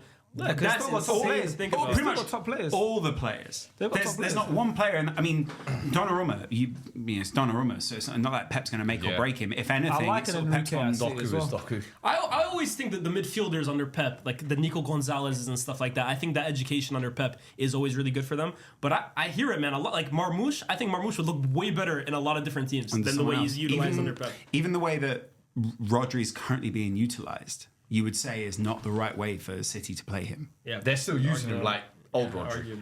And it's... that's a fascinating... I never thought about it that way. That's a fascinating... On the other side, West Ham got a good point. That's back-to-back games now without losing. They beat Fulham the other day, the last Premier League game, and then now they've drawn. That relegation, I mean, and this is more for you because you're more invested in this, is really interesting now because 18th, 19th, 20th is 30 points. You guys are right now. 16th, 17th, 18th, my bad. You're all 16th for 30, and then Forest and West Ham both have 29, 29. That's crazy. Do you see why that point today was important? Massive. That's it. That's But that's not a point you just made. That was literally just naming what happened. Yeah, exactly. We'd be level on points. I'm not trying to be level with them, man. I'm better than them. You're 1 point better than them. I've risen above them. Right. You think we're the same? We're not. That point right there. You think we're Mud Brothers? That's unbelievable. But you see the championship. You see you're going to be down there. I won't be there with you. The script just... He just tweaked the script. Is still valid. That's the thing. He wasn't talking to me. He was... What do you think about the famous clip? My bad. I get it now. Wrong person. After they won Wrong person. After they won the Europa League, you've seen it, right? Yeah. He flexed on the ass. He said, I won't be there with you. We've risen above you, and now... I mean, what is there to think about that? There isn't anything to think about that. Would you? is there? Let me ask you this: you've been around the YouTube scene. You know a lot of these guys. If we're going peak for peak here, Rory's Haaland take versus Fuad's Tottenham Man United take. No, Peak for peak here. We're all about peaks here at SDS. All I did was back my team. Yeah. There ain't no problem. Rory's Haaland. the squeaky. There is an argument that Rory's Harlem take changed the face of what was actually happening in punditry at that time. Guardiola like that. There were genuinely people at TalkSport that like the coffee started shaking on the side and stuff, and they were going, "What's going on?" And it was like, "It's shifting." Like, Rory started coming in and like making these outrageous takes for a few weeks, and we'd be like, "You're looking for a home run. You're not going to just get to He's first base." Guardiola, but he might be Arteta. I can't lie. I think Rory was the originator of this, and then Thogden very, very hard. He tried so hard to try and do a Rory.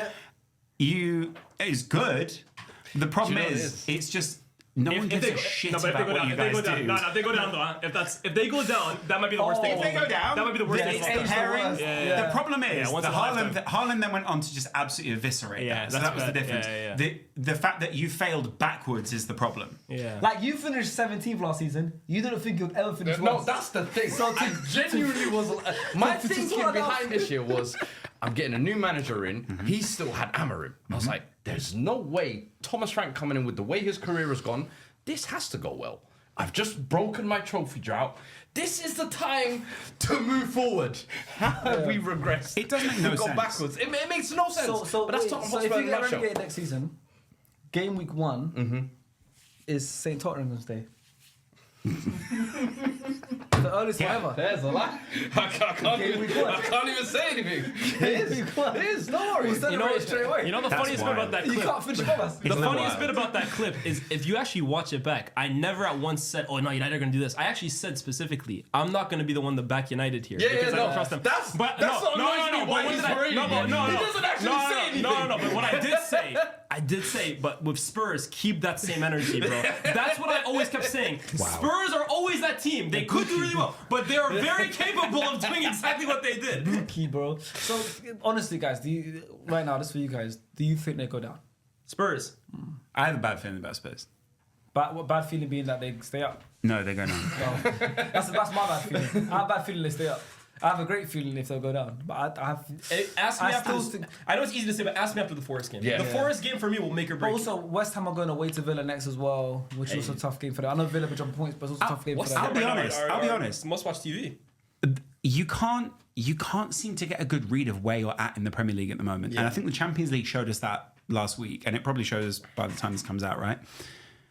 That you don't know where you're really at. In the Premier League, we're like, oh yeah, Arsenal are absolutely incredible. They really struggled in midweek last week. Everyone really struggled in midweek because of the style.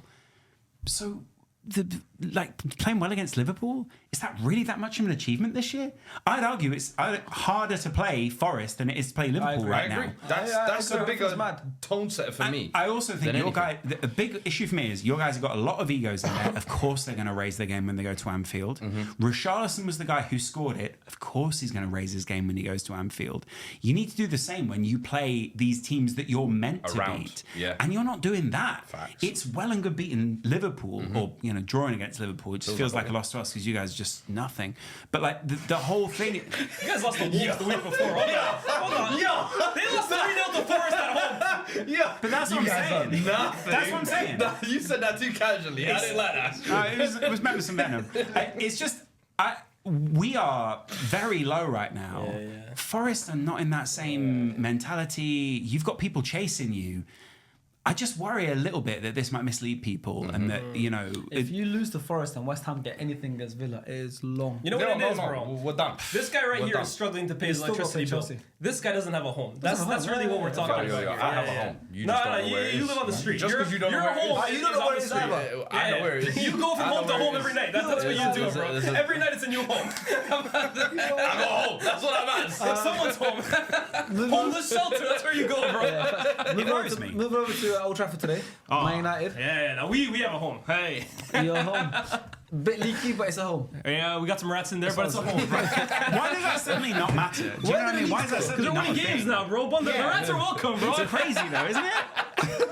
Isn't that crazy how it just... Look, man, it's insane. It's okay, The man. main one was number 8 shirt as well.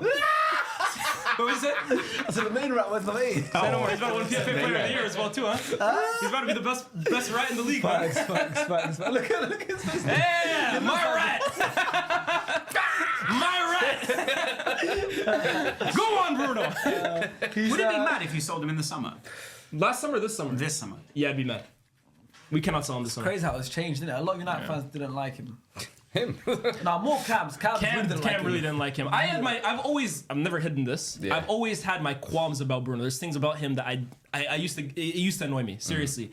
I've never though questioned his ability. I've always said Bruno for me has obvious quality. This year, I feel like he's just put it all together, man. I don't know. feels that way, yeah. I keep saying that, and people give me their opinion. Some agree, some. I think this is the best he's played. I think this is the best level he's 100%. played. I think, you know, the other thing is that they've taken all the parts of his game out, or taken all the responsibility of those parts of the game out that were tripping him up. So he's not getting into those stupid battles like he used to during games. He looks, before you'd have seen his head go down or whatever, and he kind of get in his mind. Now it doesn't happen in games. He doesn't really get dragged into the battle of it because that's kind of being dealt with it. Yeah, it's true. Behind and around him. And the people ahead of him are also competent enough now that they kind of win the ball back, and sometimes I watch him and he is sort of strolling sometimes. Yeah, bro. And it's not like he's changed all that much. I just think it's similar to the point I was going to make earlier about Liverpool, and the point you can make about Spurs, and the point you can make about Arsenal. If the passing lanes are right, then the game just completely opens up for them. And at the moment, Manchester United have just got that mobility and the space to be able to unlock that. I'm not quite sure why it's specifically them. That's my only thing. Carrick, is he just hitting at the right time? Is he like, hey, I'm coming in and I'm reading everything, I'm dialed in? Or is this like a long-term thing where he can adjust that? That's the big question. That's the $1 million question. Is it long term or is it just? I don't know. That's interesting. I don't know. It's a really tough question. Do Man United go with Michael Carrick long term? Do they? Some people honestly think he's the truth. My dad, if you ask him, he would give Michael Carrick a 5-year contract tomorrow. Other people will question. Yeah, He would 100%. If I called him right now, he would say, give him what he wants, put the contract on the table, Carrick's at the wheel. Wow. Other people will look at Carrick and say, the performances as of late, they've started to dwindle. I'm kind of in the middle. Thing. I want to see at the end of the season where we finish up, what the performances look like as well too. But I have to say, man, he's giving it as good of a go as he can. Like, what more can he do? I sometimes think, like, performances matter. That was a big thing with me for Emmer. But we brought this guy to be our interim just to get us to the end of the season. We've lost one game. Yeah. Like, we're third place. He came in. We were 11 points behind Aston Villa. Yeah. Today, we're 3 points ahead of them. Is this not also really good for you in the sense that he is proving to any other manager who's high end, you're not going to be dealing with what Amorim was dealing with? Because I've shown you. We're not unsalvageable. Yeah. Yeah. Basically, he's come in and gone, look, it's not as bad as Amorim was painting. It's not the poison chalice everyone was making it out to be. If you come in, there is something to work with. Yeah. And, you know, someone like Belabra will go there this summer. Yeah. And you'll get another few big signings. I don't think it's that, but I think if anything, United should use him as the springboard. I wouldn't sign him long term. I'd bring someone else in. It's almost irrelevant. They're playing great. But the thing with that is, like, imagine we do go for someone else, and it he completely doesn't struggles work. and then he's in again. No, but then it's like what if is always in the back of your mind. Going What back if? to Bruno, I'm just like this. Obviously, you like you said, you admit you had some criticisms of him. Yeah. I found one in November 2023. Go ahead. You said Bruno caps your level as a team if he's Yeah. the primary creative player you're relying on. Yeah. Obviously, now he's broken the assist record of Man United ever in the Premier League. Poor physically, not a good ball carrier, and technically inconsistent. All traits I wouldn't want from the main man in my midfield. Do you now disagree with that? So physically, I still don't think Bruno is the greatest. Yeah. I don't. What was the second one? Not a good ball carrier. I still would probably agree with that, but technically inconsistent. I think this guy right now is playing like the most technically consistent player in the league. Clearly, so 16 assists already.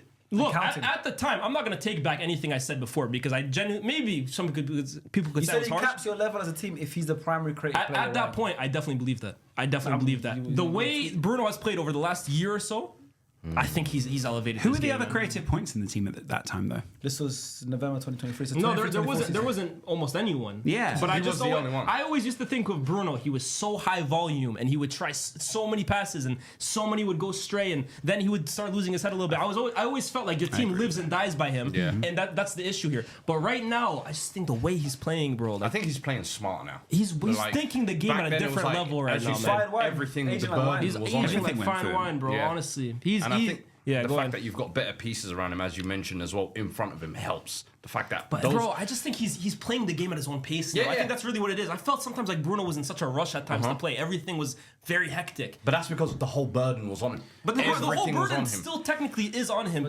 Fuad. If you watch Man United, I keep saying this. Honestly, pay attention to like when our players get the ball. They get the ball and there will be a wide open switch to the other side of the field, or there will be a cross they can put in, and their first look will not be to do that. It'll be like, where's Bruno? Let me play it 2 yards to him so that he can go do that. The thing is now though, you've got people like Lisandro who can pass out from the back. You've got players who can receive He was those still there passes. at that point, though, bro. Yeah, but different. But I don't think they were mentality. at the same level that they are now, in my opinion. I think now Potentially. your I team think is he's more at a different cohesive. level. That I midfield agree with now that. of Casemiro, Mainu, and Bruno as well. That's something that Amram never played as well. So Yeah. that must be the biggest, craziest thing. for And Amram. also Never ahead seen of a him. copy. Look ahead of him. He's got 3 options. Yeah. Do you think that helped with Amorim moving him to a deeper position? In that midfield double pivot, he had a lot more responsibility. And essentially, he doesn't have that almost free license that he did as the 10. To be fair though, bro, Do you that think tweet that he pulled matured up him is a little bit more? from Ten Hag, man. So Yeah. this isn't even from Amorim. I actually think under Amorim, that wasn't even for me. When I looked at Bruno, in fact, under Amorim, I think was the first time I actually said, guys, you won't hear me. I think I even said it on a video. Yeah. You won't won't hear hear me me criticize criticize about Bruno. Bruno anymore because he's way too good for us. Like, I genuinely felt at that point. Without him, we would genuinely get relegated. For me, it was more like under Ranić where I thought he really struggled, and then Ten Hag, I thought it was a bit of inconsistency. But under Amorim, I think he was the only thing to even sing about at Man United. To be honest with you. You know, since Carrick's joined, you've won the most points in the Prem.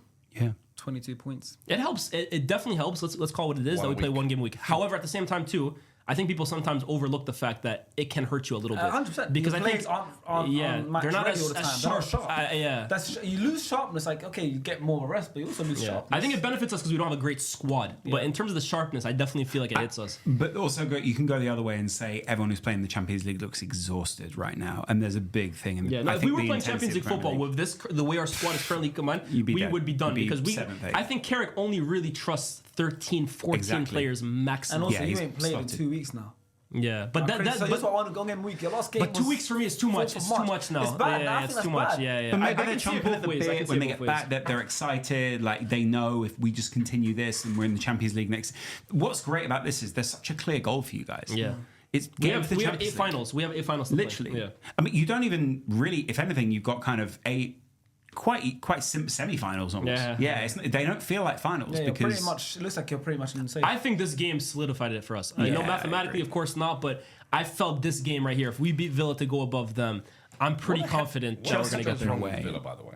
they're tired too. They were massively overperforming for a very long I time. know that actually everybody was saying, oh, it all balances out at the end, but I'm just checking it. They haven't won a league game since January 25th against Newcastle 2-0. Yeah. That's insane. They've lost to Chelsea 4-1, United 3-1, Wolves 2-0, Newcastle 3-1. Like, these are bad all defeats as tough well. games because Chelsea United are both teams that are in and around the same place as them. Wolves are right now, or at that point, we're just beating everyone. And who was the other one? Newcastle. Yeah. It's about They timing get points for sometimes. anyone, yeah. Yeah. Also, like he has this issue that he gets worked out in a lot of seasons because he comes up with this thing that he really With Emery. loves. Yeah, he gets a little bit obsessed with it, and then another manager works it out, or someone just there's a little thing they notice, and then another manager it just unravels. He's had injuries, though, to I be think- fair. to yeah, him. that too. I think The Kamara, Kamara injury. Tielemans as well. Kamara at is the big moment. one for me. Yeah. Kamara's a very massive. good this season. Yeah. Do you, onto Casemiro, fans will chant him one more year. What would you say? Depends. 4 more years. On what? Depends on His role, his wage. Determines on his role, on his wages. I would like to keep Casemiro. I know. Look, the first few games under Carrick, Casemiro. Oh my goodness, bro. That was like I thought I was watching Real Madrid Casemiro. He's another player that fans rubbed out. Yeah. To be But- fair, so but he's another nostalgic. one. I'm Abs saying wouldn't say his name. No, Yeah, Abs, rubbing one out, Abs listen. under when he was amazing. His first season, Abs was doing that. Last year, I think Casemiro. Let's actually contextualize his time at Man United. First year was exceptional, so good. 100%. Second year was diabolical. That's when Leave the Football Before the Football League come out. Yeah. Last season, What does that rank in the Ozempic. tapes as well? Yeah. Fuad and Rory. Jamie Carragher's lead football for Football League's you. no, because at the time, That's up there. no, but at the time, he was right. Yeah. Casemiro, I think, deserves a lot of credit for, and this is why I'll Turning it continue. around. Brother, this guy had 2 years left on his deal. He could have decided to just sit on the bench, collect his wage, and chill. He decided, let me go to the summer, work out, get myself in the He best lost shape a of my lot of life. weight. He lost a lot of became weight. the athletic Yeah, Casemiro that he needed to be to get himself back in the Man United team, and now he's back in the Brazil team. That for me is the definition of professionalism right there. Yeah, so you got to give him a lot of credit. As well as also Carragher obviously didn't age well. But last season, I think Casemiro was again, one of our better players. So I think there's players that really struggled under Amorim. I don't think Bruno and Casemiro necessarily were the 2 worst guys under him. Although Bruno, now that he's being pushed forward back to his best role. I mean, for me, I think this is the player of the season. I don't know where you guys stand on one that. of the best 1-2 punches right now, Bruno and Casemiro. Yeah, it's unbelievable. Where do you stand on that PFA player of the season? Because I think this year it should be Bruno. You know what? I Arsenal's a tricky was team on this. to I look. want to apologize. I was on this podcast, kind of like laughed at your take of Bruno being player of the season and everything, and I even said like, "Come on, that's ridiculous." I apologize. I think he's a serious candidate for I it. think he's a very serious candidate for it. Is there an I issue think he with deserves it. Jack Grealish, who's a Man City player, posted on his story. Bruno is absolutely unbelievable footballer, man. I think that's the other thing as well. In the back end of Against the his old season, team as whoever well. is hot Yeah. tends to win the award, and Bruno has a lot of love around the league from other players. Does he? Players are the ones Yeah, who to be don't- fair, players rate him highly. I think Kevin De Bruyne a few years ago was basically saying for me he's the best. He's the number best 10 in the He creator. league, went to yeah. City instead of Man United. That's different He though. can win a lot of things, Well, and he's very good at that. City would also be in a very different position right now. They're probably better off right now. If they had Bruno instead of Yeah. Well, and anyone. just anyone because they just be playing different. I just systems. think the way Bruno is playing right now, and this is what it comes down to with me for player of the season, because you can argue the consistency aspect. Have there been players who have put together a more well-rounded season from start to finish than Bruno? Sure, you could say that. I think the Arsenal boys. Have there been players who maybe even Haaland hit a peak at the start? That was incredible. But I think player of the season has to be, who do you watch and think to yourself, I'm watching the best player in the league? With all due respect to Rice, I don't really think I thought that about him. I think he's played an unbelievable year, but I don't think I'm watching the best player in the league. I get that. The way Bruno is playing, I think I'm watching the best player in the league right now. I do. Maybe I'm a little biased here. I mean, maybe I'm not because you're literally reading my own tweets. But I think I'm watching the best. Is that also because of the difference in the seasons? So he was so low, and then I don't think he was that as low in the first half. I would say he's MIP. I think there might be other MVPs. I don't know. MVPs. This is a team that finished 16th last year, and now they're third. But that's what I'm saying. He's the most improved player. No, but he's also the most valuable because you take him out of that team, brother. I don't know where this team is. I think I think Bruno is actually the most valuable But player. there's also actually an know about argument that. why Rice could be most valuable as well because he plays every single game. He's always available. His contributions, same as Bruno, to man. goals, contributions to stopping goals, all round midfielder. So you think- I still think Rice is the leading candidate, but Is Rice even the leading candidate on Arsenal? I think so. Who else have you got? Yeah. I think I might give it to Gabriel. See, Gabriel for me was a very compelling case, but I think it's hard to give it to a centre back. You know why I said Gabriel? I just think this season, every season has like a theme. This season's buzzword almost seems to be set pieces. pieces. And when I Set think of Who set takes set pieces, pieces? Think of yeah, him. he takes them. But when I think of set pieces and I think think of Gabriel. Arsenal, I Yeah. think of Gabriel and his impact in the box. That's why I think potentially Saliba has even been better Combined than with the him. best defense in the league as well. But I think Gabriel would probably be the guy I push forward the most. I think Rice They'll been the both most be in the consistent. six- but that they're normally six, right? Most They'll both be in it. For me, Alongside though, Bruno most as well. consistent shouldn't be the player of the season. That's just the way I look at it. I think the standout player has to be the player of the year, and for me, that's Bruno Fernandes. Moving the goalpost when it suits you, fair. Okay. But I'm not. I'm not though, because if you look at the history of the Premier League Player of the Year, I'm sorry. When again, I'm not trying to compare them as players, but when Suarez won it, he didn't win the Premier League, but he was the Kevin De outstanding Bruyne. player. Kevin De Bruyne. There's been seasons where Van Nistelrooy would win it over Yeah. Henry, even though, and then even vice versa when I they didn't win think the Bale league. won it the year Bale you guys won it, and this isn't me saying that he's on their level. That's up for debate for you guys. But it's not a necessity to win the Premier I mean, League. he could still technically break the record, which would give him a valid case. If he breaks the record, that makes it very compelling. Yeah. Well, Yeah, for sure. and you laughed at me about that as well too. I did laugh at it. I think there's bro, the 5 way more, Bruno 8 is games. creating How in many the, games left? 8 games. He needs 5. And I'm 5 telling you, assists. Bruno is coming out of these I'm games. not gonna lie to you. That record's cursed. He'll get it is close cursed, to it 'cause he should have broken it already. He'll get close to it, Yeah. and then the Do you see Sasquatch I yet? can't lie. Yeah. You lot I need know to that do the record. Batman Adebayo. No, but that's the way Bruno plays for Man United, bro. He's on the ball all the time. Yeah. This guy is creating chances for fun. Yeah. I think I read a stat today. He's created 5+ chances in a game 10 times this season. The second most is like 2 times, bro. Yeah. Like He's spamming he's them, without and a it's high doubt the quality most as well. creative player in the league. Of course. So I think he can do it, man. He can. The way he plays and the way the team plays, I think he's gonna do it. I hear the curse shout. I think he's gonna get. I think Do you know what? I think he's gonna get 20. I Do you don't know know if what he's gonna else break it, it but he's is? gonna get 20. I think teams play Manchester United and they don't play Arsenal. Yeah. So they I open feel like up. teams come to play against Man Yeah. United. Oh, naturally, yeah. They The open teams up. don't come to play against Arsenal. Yeah. So Okay, it's yeah, hard yeah. to break. So it leaves gaps. It for allows Bruno, more yeah. space for him to which is operate. why it's more fun to watch you guys because you can actually play against teams. Because Yeah. teams feel more. Even though you guys are on a good run, it's like you go to Arsenal, different mentality. You go to Having said that, I think Bruno, even against different matchups in terms of different He's setups got that it, he's yeah, he's playing, unreal. I think Bruno, just his style, will create in any team. Roy to be honest Keane with you. really doesn't like Mike Carrick, does he? No. You got asked if he'd give Mike Carrick the Man United job. He said, no, I think there's better options out there. I wish they asked him who. I think the games where he's come in, there's been no jeopardy. He's had 3 weeks to prepare for matches. How can you say there's no jeopardy, bro? Rocky's a shit outside. No. But I hear his point. If he thinks there's better options, I would love to know who the options are. But he could be right. If he wants to say that, like next season we're gonna play more games, that's true. But no jeopardy. Well, all of a sudden now, Man United, we're just playing games for the hell of it. What? I think he We're thinks trying to make the Champions League. What is he he's talking thinking about? if you're not competing for the title, it's not really. So then no team has jeopardy. Bar City and There's no point playing football Arsenal. unless what you're he's saying. at the top. Nah, this I is didn't where say for it. me now. I Roy think Keane Roy Keane is feeding into a character too much. Him, it's all of them. They're all that. But Come Roy on. Keane- He was Actually, supposed to United say guys- stuff like no one should get the title. No, facts. Like, Roy come Keane, on, I man. think because he's naturally the dry, unimpressed guy in general. That's his character, period. Yeah. But I think now he's playing. This is nonsense. Let's say that he has no jeopardy. That makes no sense. That makes got- zero sense, makes bro. no Scholes sense. hating on him. You got Keane hating on him. I don't you think got- Scholes actually was, but I do wonder if I just wonder if there is an agenda or United guys still seem to get the leaks. Like Rooney still seems to get a lot of leaks. Wayne Rooney weirdly is awful at getting leaks. So Wayne Rooney gets leaks, and then the way he speaks is as if it's being fed into his ear live. And so I like what's on that. don't get me wrong. I like Wayne Rooney. I've had my run-ins with Wayne, but I like Wayne Rooney. What all runs right? have you had to win? That story is famous, but like it's a bad story. It's Is like it? goes way back. Oh, Do you want talk to about know? it. brief Yeah, version. Do you yeah. want to know the brief story? Give a brief version. Back in Waz's the my old guy, days, FIFA was like obviously FIFA was always launching new games. course. They did a house activation called the House of Wayne in Manchester. They rented a house off a guy, which is like a mansion, and they took a bunch of influencers there. I wasn't an influencer at the time. There were a bunch of FIFA influencers, and I was there for like IGN or someone. And I'm like very, very young, just starting university. I'm like, this is a massive gig for me. I'm going to go interview Wayne Rooney. So I had all these questions written down. He's then again in a tournament, I think against another City player. Was he still playing them times? Yeah. So it's him versus City player. I can't remember who the City player was now. But every time the City player scored in this big room with Wayne Rooney and the City player, Wayne Rooney would look visibly angry about it. And the City player was really rubbing it in, right? Like they were really rubbing it in.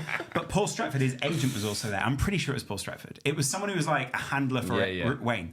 Every time the City player would score, this guy would lean forward and like massage Wayne Rooney's shoulders a bit and go, "So I'm not no word of a lie." At one point, the guy said to him, "It's okay, Wayne, you're still the best." Oh my god. Is what he said. Is what he said. Hey, man. Right? It was Eagles, just man. funny, Eagles, man. Eagles. It was so funny. So he loses this game in front of everyone who's been gathered there at his big activation event because I think he might be like the cover or whatever. Sure, yeah, he's on the cover a lot. Yeah.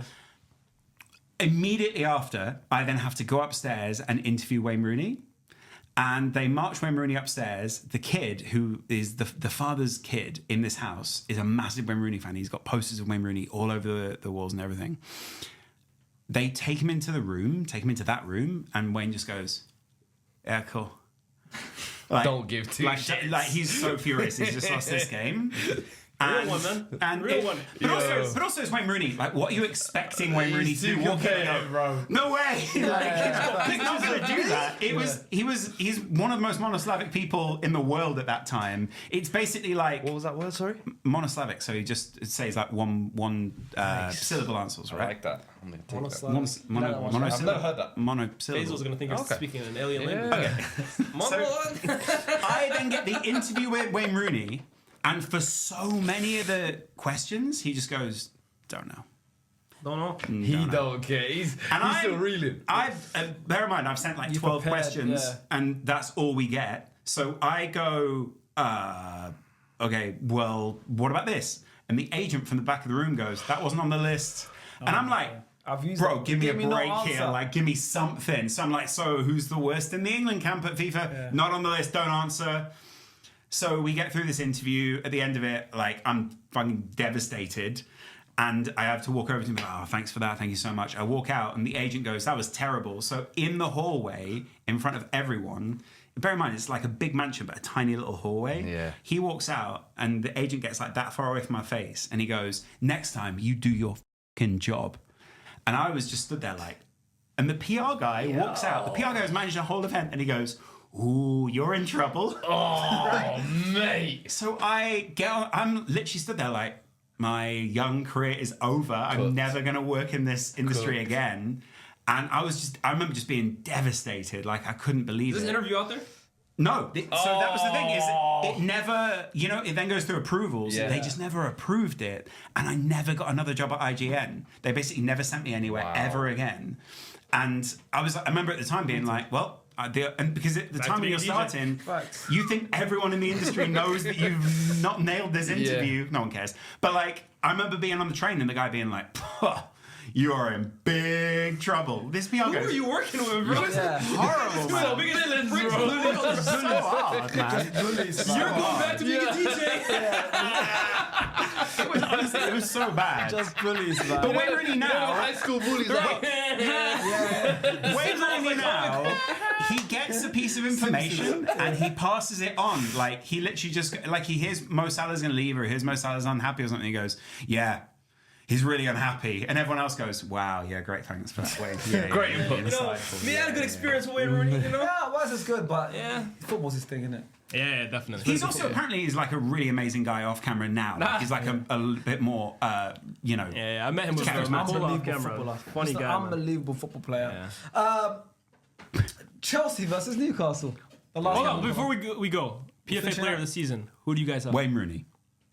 in 2019? Yeah. I still think Rice will win it, but if Bruno breaks the record or gets even. But closer- who do you think should win? Not who do you think will win it. Who if you were a player playing in this league, because it's the PFA, players are the ones who decide it. Who would you vote for? Arsenal. I think it's an Arsenal I'll player. I vote think for it's Rice. Rice. I'll vote And the Rice. reason I think it's We'll go for Rice is Rice. also I think how many players know how difficult it is to manage and like general in midfield right now.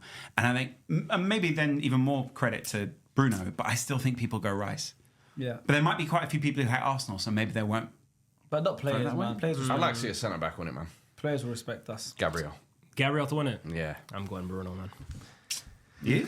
That's a Rice, right? At the moment, Rice, think but there's I still agree 8 with games to go. If Bruno still goes nuts, I mean, look, he'll be undeniable. Yeah. Like, he's got to become undeniable, but also finishing third is massive for them. And Rice is his assist record, if he gets anywhere Bruno's near it, also world class.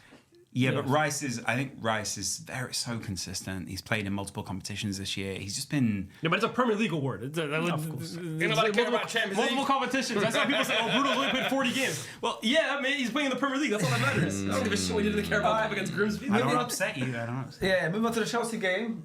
Before we start, you see this? Paul This Tierney- was so good. Paul Tierney's part of the was huddle. that? You don't know about this? Well, I've seen they've been doing huddles since Rossinia came over and he was like They're adamantly respecting the defending ball. it. They're What do respecting you think the they say in the huddle? Generic crap. Because ball. I saw Palmer trying to like play around. with That was the thing was, I thought he was going to get a card for that. Yeah, He genuinely He's puts his being arm around him and cheeky, sort of like. Yeah. Do you remember when Hull City back in the day? Yeah. What was it? Phil Brown. Yeah. Went and took his team to the. Yeah, well, the he had halftime. like a celebration. Yeah, like he mocked him, but my Yeah, point is but the original That was thing is like after the game, though, it wasn't was it? at No, halftime. it was of at the game. halftime. And he done it in Halftime. front of all the fans and basically lectured them. This for me is the same kind of performative nonsense as this. Like, But football this- is performative. Yeah, but it doesn't mean anything. Like this is it's provocative, but it doesn't mean anything, man. Like this is gets the people going. what advantage are you possibly getting from this? I would love to know from a Chelsea player what they think they're gaining There's from a doing study somewhere. It must know be what a it is? study somewhere. They're There's owning respecting the dominate the space. They're Yeah, respecting yeah, the yeah. centre Dominate the circle. space. Whether you're at home or away, you are consistently doing the same thing. Routine. And you're Australia, showing the man. opposition, we own this pitch. Well, how about playing That's and Rossini's showing you style. on the pitch? And then they lose 1-0. How about scoring goals and defending? That's what I think is funny. It's solely in Rossinia that he goes, keep doing the huddle. And they're like, boss, I don't think it's working. He's like, do the It huddle. doesn't do anything. It's a very LinkedIn thing. Someone asked like, "Oh, well, it's not hurting Yeah. anybody." And someone's like, "Well, it's not hurting anybody." I'm like, "Yeah, but it's not helping anybody either. It's so Yeah. pointless, bro. Yeah. Like it doesn't mean anything." Also, now he's been in the middle of it and he's done that like office look This towards is the camera. hilarious. It's the look that he's giving the camera that's the worst thing about it. Because also, you know, if that's inspirational and really intense in that circle, I'm probably thinking, "Why he's is how I like got here?" locked in. Instead, he's like, You can hear they're everything. literally just saying whisper, whisper, whisper, whisper in Yeah, this whole yeah. circle. Like, You're probably thinking how I got here. it's genuinely it's like that. If no one's AI'd that's got to be a thing. Yeah, fact. But yeah, Newcastle went on to win this game, believe it or not, at Stamford Bridge. What? But they 1-0. parked in the middle of the pitch, bro. How did that's they what- win? How did they? It's like, how did they not win this game? Also, though, Eddie Howe's the kind of manager that goes, they're going to do the huddle. Go and show them Go about on, the go huddle. on, go Like, on, he yeah. hates the huddle because that's exactly what he wished he'd think of. yeah. Eddie Howe wishes he came up with What's that. his assistant coach? Yeah. You made it think of that. Jason Tyndall. Yeah, Jason Jason Tyndall. Tyndall's like, we should have done the huddle. But Chelsea have now failed to win 3 Premier League consecutive Premier League home games for the first time since September. This is 10. When can that You know what it fan- is? That's when can 10 Rory last go year, there? by the way. That's Ted Lasso, by the way, what we just saw. Go back to the first picture. This is a scene from Ted Lasso. I love Ted Lasso. But this is Ted Lasso. No, I respect him, but this is the shit he would do. You can't write this. Believe he'd have that. He had that. Right. Nah, I agree though. It's strange, but also it's maybe some sort of team bonding. When you have a team sport, it's a thing. You know, They can't drop it now. You have stuff. Yeah, it's a team They bonding. can. But no. So the only time they can drop it is the end of this season. You can't drop it midway through. But you know what's mad though? It's like when I'm going to bring it back to Arsenal because it shows how much they've fallen off since. Obviously, Enzo Maresca. Yeah. When they hosted us and it was the Caicedo Rice argument, and of course Caicedo got sent off and they beat us 1-1. How many points were they behind us? There were 2 points behind us that day. 3 points behind us. They're now 22 points behind us. Multiplication. They went through a terrible And run, they were the title race back then. So it's like it's mad how much they've fallen off. I mean, Racina's come and done a fairly decent job. That was exactly what I think But everyone the thought was going to fall-off happen was to Chelsea insane. this year, though, wasn't Yeah. it? No, not at all. What do you think was I going to thought after the Club World Cup final, whether you rate that competition or not, I thought, could they be a third horse in this? Not to win it, but could they actually, Of course. last season they made the top 4. They won 2 trophies. Can they take the next step? Do you think last they year- signed Joao last year Pedro. they were competing until Do January. you think though, like, they had no rest? Do you think that's catch up to them now? Because genuinely, there's no preseason. They went from I think their window. season, I think their Cup window World was a Cup, massive to a letdown. 1 week break to the end of the season. I think their window was not a window of a team that wants to go from cute. We're in the top 4. We could do something. To okay, we're here. That's not a window that you have. Yeah. I'm looking at Garnacho, Jarell Hato, decent players in their own right, if you want to consider them that. But these aren't game changers. That's their biggest issue. They didn't have an ambitious window. But I think that's a symbol of how the club has kind of deteriorated over the last 4 years, in my Look at opinion. this. I think This is ridiculous, man. Chelsea are just on a slow downward decline. They're almost approaching their banner era, but it's almost like because they're still in the Champions League places. How's Joe? I think so. I don't understand. You that. That's actually criminal defending. I don't Chelsea, understand this. Chelsea, for me, regularly competing for titles. Every season, you would almost walk away with thinking, they're going to walk away with some form of They've silverware. never competed for a title. In, I think how long? 8 years now. Yeah. I don't think they're. they're entering a banter era to the extent of like Arsenal and United of late. No. They're just becoming a bit irrelevant for No, me. what they're missing I'm is not that gonna lower lie. league finish. Is those top 4, 5th Yeah. place finishes is what's keeping them. But I think when you look at the recruitment, when you look at the managerial changes, when you look at the atmosphere in the stadium, the relationship between the board and the fans, I think this is arguably the worst Chelsea has been in the last quarter of a century. Genuine question. Why aren't more people saying, what the hell was Roman Abramovich doing? Because these guys walked into a dumpster fire of an administration of a club and had to essentially clean a lot of that up, apologise for the mistakes that he made, which I'm sure is not all that uncommon in football anyway when you buy a club. But he was like running it very unconventionally, should we say. Mm-hmm. Sure. And they've come in and had to try to right that ship. They've just done a terrible job of it. But they are still very much. They're in the top 4 race here, and I don't think anyone could say, "Oh, they should have been competing." Maybe for the amount of spend they've had. Yeah, I was going to say, of course. But there are some. I would say they're 3 pieces away from being a really decent side: a really decent striker, a really decent central defender that just tidies that back line up, and a goalkeeper. But here's the big issue. We knew that. Hold on. We knew that a year ago. We knew that 2 years ago. We knew that 3 years ago. And instead, what they keep going and doing? Okay, well, who are the best 21 to 22-year-olds that in 3 years might become that? That's the big issue here. No one is saying that Chelsea don't have a decent squad. The reason I thought, they could go do something is because they had a decent core to them. Palmer, Caicedo, James, Joao Pedro, I think has had a decent year. But it's every time you think they're on the cusp of something, their model almost prevents them from ever taking that next step, which is why I don't think they're in a banter era. I just think they're irrelevant. You will never actually be a serious team with the way Chelsea are run. It's I think that's impossible. interesting.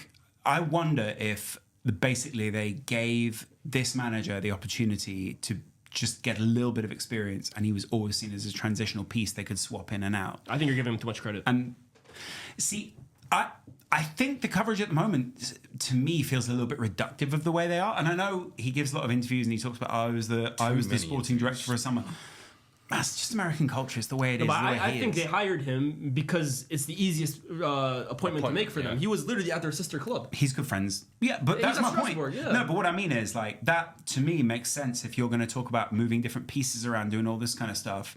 Like, if you couldn't get someone else in to replace Maresca, the smart thing to do is go, well, we've got someone else in our system who's doing the right thing. Even Maresca was never a planned firing, bro. Maresca was Maresca stepped away himself. I don't know why, but he clearly stepped away Maresca himself. stepped away himself because he could clearly tell I can't work with these guys. The ambition I want to have is impossible to match when this ownership is run the way they are. I get jump that. ship. Let's call it what it is. I get that, but I don't disagree with any of that as characterization. But I also think, then why not just ride out to the end of the... I suppose you're still going to get paid your contract either way, but why not just ride it out to the end of the season?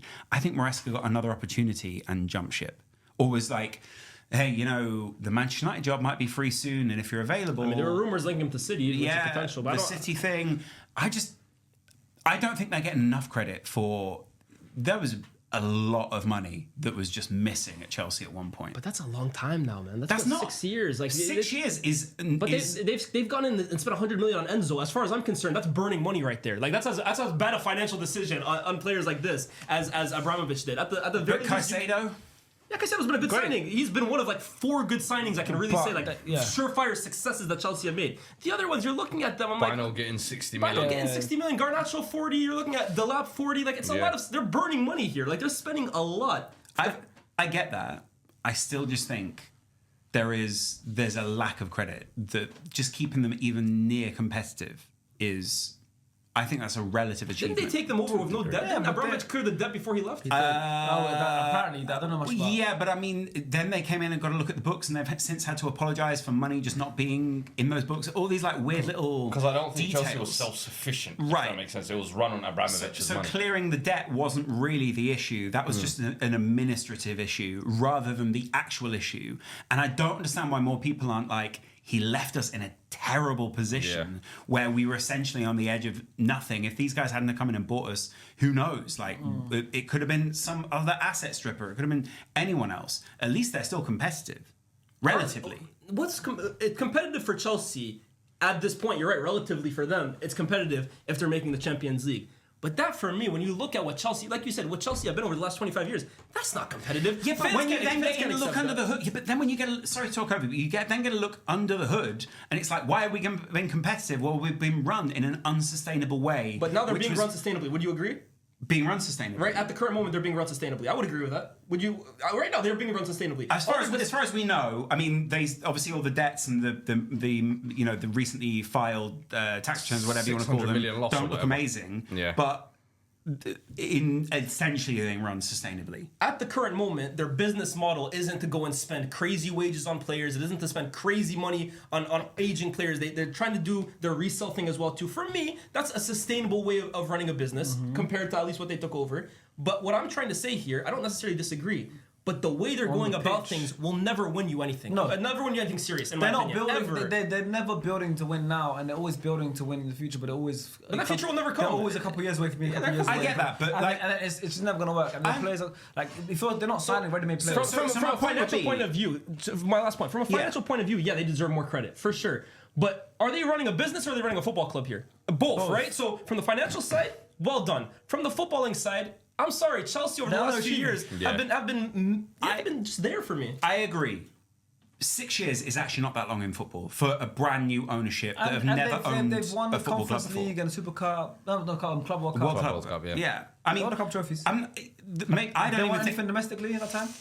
No, but I also They've don't been to think. a couple finals. I think Yeah, also lost they're them. looking at that and they're going, we want to Done better than consistently be in the us. Champions League and we want to consistently be competing for the Premier League. If they dropped out of the Champions League, I think you could then look at critiquing them. They've been in the Champions League one time since they've come in. But I can't lie. That's When the only time they've been in the you Champions speak League. about And those basketball. targets, that sounds like what my board try and chase. Let me just say that. Yeah, but That's not a good look. For the money they've spent, too, they've For spent $1 Chelsea billion to be pounds. having the same ambitions that basically Spurs have of being competitive for top 4 places and maybe competing for That's the not Premier Chelsea. League. I think my biggest That's issue, not anyway. Chelsea. My biggest issue is like if but they I'm weren't saying- spending, I'd get it. But they've spent £1 billion, and the thing is, the way they've spent the billion is what I have an issue with. If they spent £1 billion and they were signing the best in each position, and then they weren't winning, then you can say, oh, they spent, but the managers and I don't like the way they've spent £1 billion. I think that's my issue here. I get that. I also think there are some players in there where you're looking at it and you go, okay, I can understand why you spent 100 million on Caicedo. Caicedo, okay, name me outside of I say Caicedo, Palmer? Cole Palmer. Palmer was good. Yeah, I say Yeah. Caicedo, Cole Neto, Palmer. I mean, he's dropped off a Neto cliff. is not worth what they spent. What did they spend on him? Impossible. 40? £60 million on They Neto. spent 60. And Yeah. he has been 6 million he's euros. He's not, no, pounds. Pounds They spent £60 sterling. million See, I on think him. Neto's been one of their better players. That's concerning because he's not that good. Like, let's call it what it is. He's not that good. Okay. I'll give them Cucurella, which was in their first Cucurella, window. yeah. He's been good. I'll give them. Under his football, like he was the guy who was deciding who they buy. Let me tell you. I'll tell you, Cucurella. That was Todd Bowley, right? Yeah. Yeah. No, but and since this new ownership has come in, whether it's Todd Bowley or Clear Lake, I'll give them Cucurella. I'll give them Cole Palmer. I'll give them Moises Caicedo, and I'll even give them Joao Pedro. Give them Enzo as well. No, I'm not giving them Enzo. They paid 115 million for him, and no one still knows what his best role is. Enzo Fernandez has come nowhere near justifying his price. He's improved this season. Improved because the ball was on the floor, man. He's not worth 115 million pounds. Never. He's not worth that. When you consider the how much he spent for him, though, in general, he's been one of the better players. Been the one armband, but not. Yeah. If he was bought in for like 60, 70 million, it'd be good fine. signing. Yeah. But after that World Cup as well, especially, but when he put the price tag, no. If I told you, that's bad business. I gave you Joao Pedro, Cucurella, Cole Palmer, and Caicedo. Out of £1 billion, you have 4 players that you can look at outside of that. And they bought That's like problematic. 50 players. That's problematic, bro. Yeah, well, We're still talking about needing a goalkeeper. They've had Robert Sanchez for 3 years now. I mean, look, think in Chelsea this fans game, are though- clearly frustrated about this, Yeah. that kind of stuff that we're speaking about. I mean, it's obvious. But you're never going to get back to the Roman and they Abramovich era. and they still haven't updated their stadium. They've got lots of problems there, man. But you're never going to be able to recreate what Chelsea fans are measuring them up to because that's not possible. Rory said it best. He said, for every one Cole Palmer, we have 10 Dacho Fofanas. Cole Palmer, by the way, has been poor this season. He's been very poor. They don't, even 18 have him, months. they don't even have him this season, Yeah. to be honest with you. I think I don't know, Laws. I think if you spend $1 billion, you can be very good. You just got to spend it well, and I don't think they have been. What I'm saying is, I don't think it's as disastrous. I'm not necessarily making the argument they're good. I'm making the argument that it's not as disastrous as everyone is painting it to The be. word I used was irrelevant. For me, disastrous, I agree. don't Is disagree with that. They're irrelevant for me. Honestly. I'm I not don't look at them necessarily anymore as like, arguing oh, they're a real player. I thought they could be if they invested correctly in the summer. But when I looked at that window of Garnacho, for me, I was like, really? That felt underwhelming for me. That felt really underwhelming. They were at least a season away from being good. I think they could have. I think they could have expedited the price. I don't know. A little bit. I think maybe a bit more, especially Even when I look at Man United, for example, I have my qualms with Cunha and Mbemo, for example. I don't think they're the most elite players, but they were very clearly players that could take us from one place to another, and that's all they needed to do. And we spent roughly the same on them as Chelsea did on what Hato, Garnacho, and Bino Gittins. Now, if Chelsea go and sign Mbemo and Cunha this summer instead of Garnacho and Bino Gittins, they're much better than they are at the moment. I don't think that's even debatable. Did you go back to? Did you see Anthony Gordon's quotes after? What did he say? About he fired back at Shearer and Rooney because apparently he was ill in the New Barca match and he didn't play. And then I think Shearer and Rooney kind of called him out and said you should never shy away from playing. And after this game was asked about it, and he said, saying I didn't want to play in the biggest game of my career is nonsense. Yeah. I think Rooney said I went past and didn't shake their hands and went to the changing room. I didn't. I got changed by myself in the changing room. And it was a small change room, me in the sink. So it's completely nonsense. I think they need to do better at what they're doing. Like he called out. So Wayne Rooney said what? Sorry? He walked past, didn't shake any of their hands and went straight to the change. I don't know. But the initial quote was that he didn't want to play in the game against Barcelona. Yeah, he didn't want to play the game. Why? Because he was ill. Yeah, well, he was ill. If he's ill, he's ill. But then they were like scolding him for that. But it's like he wasn't. I think that's a generational thing. Gordon, have a banana, you'll be To be fair, fine. Rooney probably would play, but it's But what different. Gordon said was, Gordon said, I was ready to play. And he did play. He did play, by the way, didn't he? That's the saying. Against Barcelona. He played. He scored. He said, No, he didn't score. Barnes scored, yeah. But I'm saying, he said, I came to play and everything. It was the manager's decision or whatever happened anyways. But yeah, I think he came out. I think there's a kind of like a bit of a story. Did Gordon play against Barcelona? No, I'm almost thinking he didn't play or I not. thought he No. did. He didn't start. I don't think he definitely didn't Who start. was it? It was Elanga. It was because Volteman he didn't play He came on either. as a sub last 20 minutes. You're right. Came on at Yeah, last 20 minutes. Yeah. They got Okay. changed by himself because he was ill and stuff. But he wanted to play more. But then I think they kind of said something about him. Yeah, it's a different era. It's the same as like when players say, "Oh, I used to stay back for 20 minutes, and now you're not allowed to do that." It's a different game. Exactly. And I think that's the real issue there. They just don't. I mean, what's he meant to do? I think back then, I also wonder if Wayne Rooney, back then, if he was sick, he could basically go, yeah, but I'm going to play. And everyone would go, I think so. That's Wayne I Rooney, think so. we can let him play. Yeah. And the same with Shearer. Like back then, a doctor just goes, How you feeling? Yeah. How you feeling, son? Yeah. Feeling good? Okay, great. No. And away he goes. Whereas now it's like, oh, you got a temperature, like, oh, you're in the red zone or whatever. What's your aura rate saying? Like, They literally say though, right? Like back in the day, you got players who are taking free kicks for an hour after the pitch. That's something you would wear. That's definitely something you do. Orange glasses for night. do you know how many clubs now have got the circadian rhythm lights installed in their The red dressing dot. rooms? The No, morning. not that. Yeah, like the. So weirdly, I went to LA like last year, and I met an ex-Premier League footballer. I need to remember what his name is. I met so many people. I just forget Premier League football. He was. He could have been that good. I'm not gonna lie. I think he played for Newcastle, and it was Anthony Gordon. his business now is installing lights for massive European football clubs. He doesn't install them himself, but like he's He's an electrician. Yeah, he's a great guy. But every big club is now doing this like light thing. Like Liverpool have got it in their dressing room. Yeah. Juve have got it installed. Every big club does it. I've seen that red light and nonsense. it's to make peak, performance at whatever time. Spike the cortisol. Genuinely, when I saw Liverpool early kick off, I was like, we're never going to win against them. I'm not gonna lie. For me, this is woke nonsense. For me. I'm not gonna lie. It's not, man. It's percentages, bro. No, What happened to just going out there and playing, man? I agree. When you're 50, I don't mind. Our time we talk about duels. and stuff. That's important. Yes. But installing Red lights, light. bro, come on, Percentages, bro. These are real things, bro. What did you think of the Brentford guy? You know, the Brentford owner the other day doing the interview where he basically said it's more important to be able to receive a ball 3 times as a winger just to be like have a competent receipt. The X sheet in terms of finishing. rather than finishing the opportunity. So basically in the interview he says it's better, we're more likely to sign you if you receive the ball 3 times competently and then can, pass it on or whatever. Basically, if you're getting good goal scoring positions more than finishing It's chances. the money ball XG. strategy. Yeah. Like Brentford have done really well over the years because of the money ball strategy. It's like he gets on base. Like there's certain stats they look at, and it's not about the goal scoring ever. It's how much time to touch the ball, where By they the receive way, the ball, where they what. It's not just stats. You know, It's like lots of many things, and that's how they sign up players. but now for instance, It's not stats. It's not even like normal stats. No, It's not like but goals in and terms assists. of- but It's not that's like Cody Gakpo little- all over. They don't love him there. But I to be mean, fair, I Brentford, think they said, come get for him. example, I think in he'd be good Buemo, there. they watched him 28 different times, like full matches they Yeah. went to go and see, Okay. and marry that up with the stats. I think every player they they've do. done up everyone with. They it's started with insane Andre their level Gray. of You all the way strategy. in League should 1 and League watch the 2. players before you sign them. Yeah, no, you no. should. When you just said 28 different times, I Yeah. went, minimum I'm expecting. No. The minimum I expect is that you watch at least 30 games from the guy you're about to spend millions of pounds on. You'd be Sounds like a surprised good idea. clubs don't Back do in the that Wayne nowadays, Rooney day, they especially go. with Ali G, especially man. with- He no, played but- one against us. Bring him. The Pochettino story is crazy. Have you ever heard Data Pochettino with Bielsa, where Yeah. Bielsa basically didn't get to the game on In time? Argentina. Didn't get to the game on time when he was youth, and then he went to his family house, Yeah. knocked on the door, said to the parents, "I've not seen him play. Let me see his legs." Yeah, they yeah. were like, "He's asleep." He went upstairs, lifted the covers, and he went, "We want to sign him based on looking at his legs." I love it. What? Man United, we signed Bebe. We never. That's Fergie, weird. Fergie never saw Bebe play, and we signed him. Yeah. That's what I mean. Yeah. No, you guys know the Ali Dia situation. Yeah, right? yeah, of course, of course. That's something Bro, never yeah, happened. phone call reference. Yeah, Come I'm on, George man. Weah's cousin. Yeah, Come on, man. Yeah, It's that easy. Imagine these days, like, I'm Ferran That's Torres' cousin. I go sign for The only thing you get a trial, bro. You get a trial, bro. it always surprises People me like that Ferran Torres. Shit. I gotta think of a better player. Yeah, real talk. He was smart. He's not George Weah. I just dream bigger. I'm surprised there aren't more people who just do that. Call back when it's him. Like, I'm surprised there aren't more people that go and do, like, from our level of content creation, who go, I'm just going to go and play in the whatever league and just own it for a couple of years. Yeah, do you why know what I not? mean? Yeah. Like, I'm just going to And go. then make the jump up on. No, just make content about that, or just do something. Like, if I was. Go Europe and play second division Belgian Yeah, football.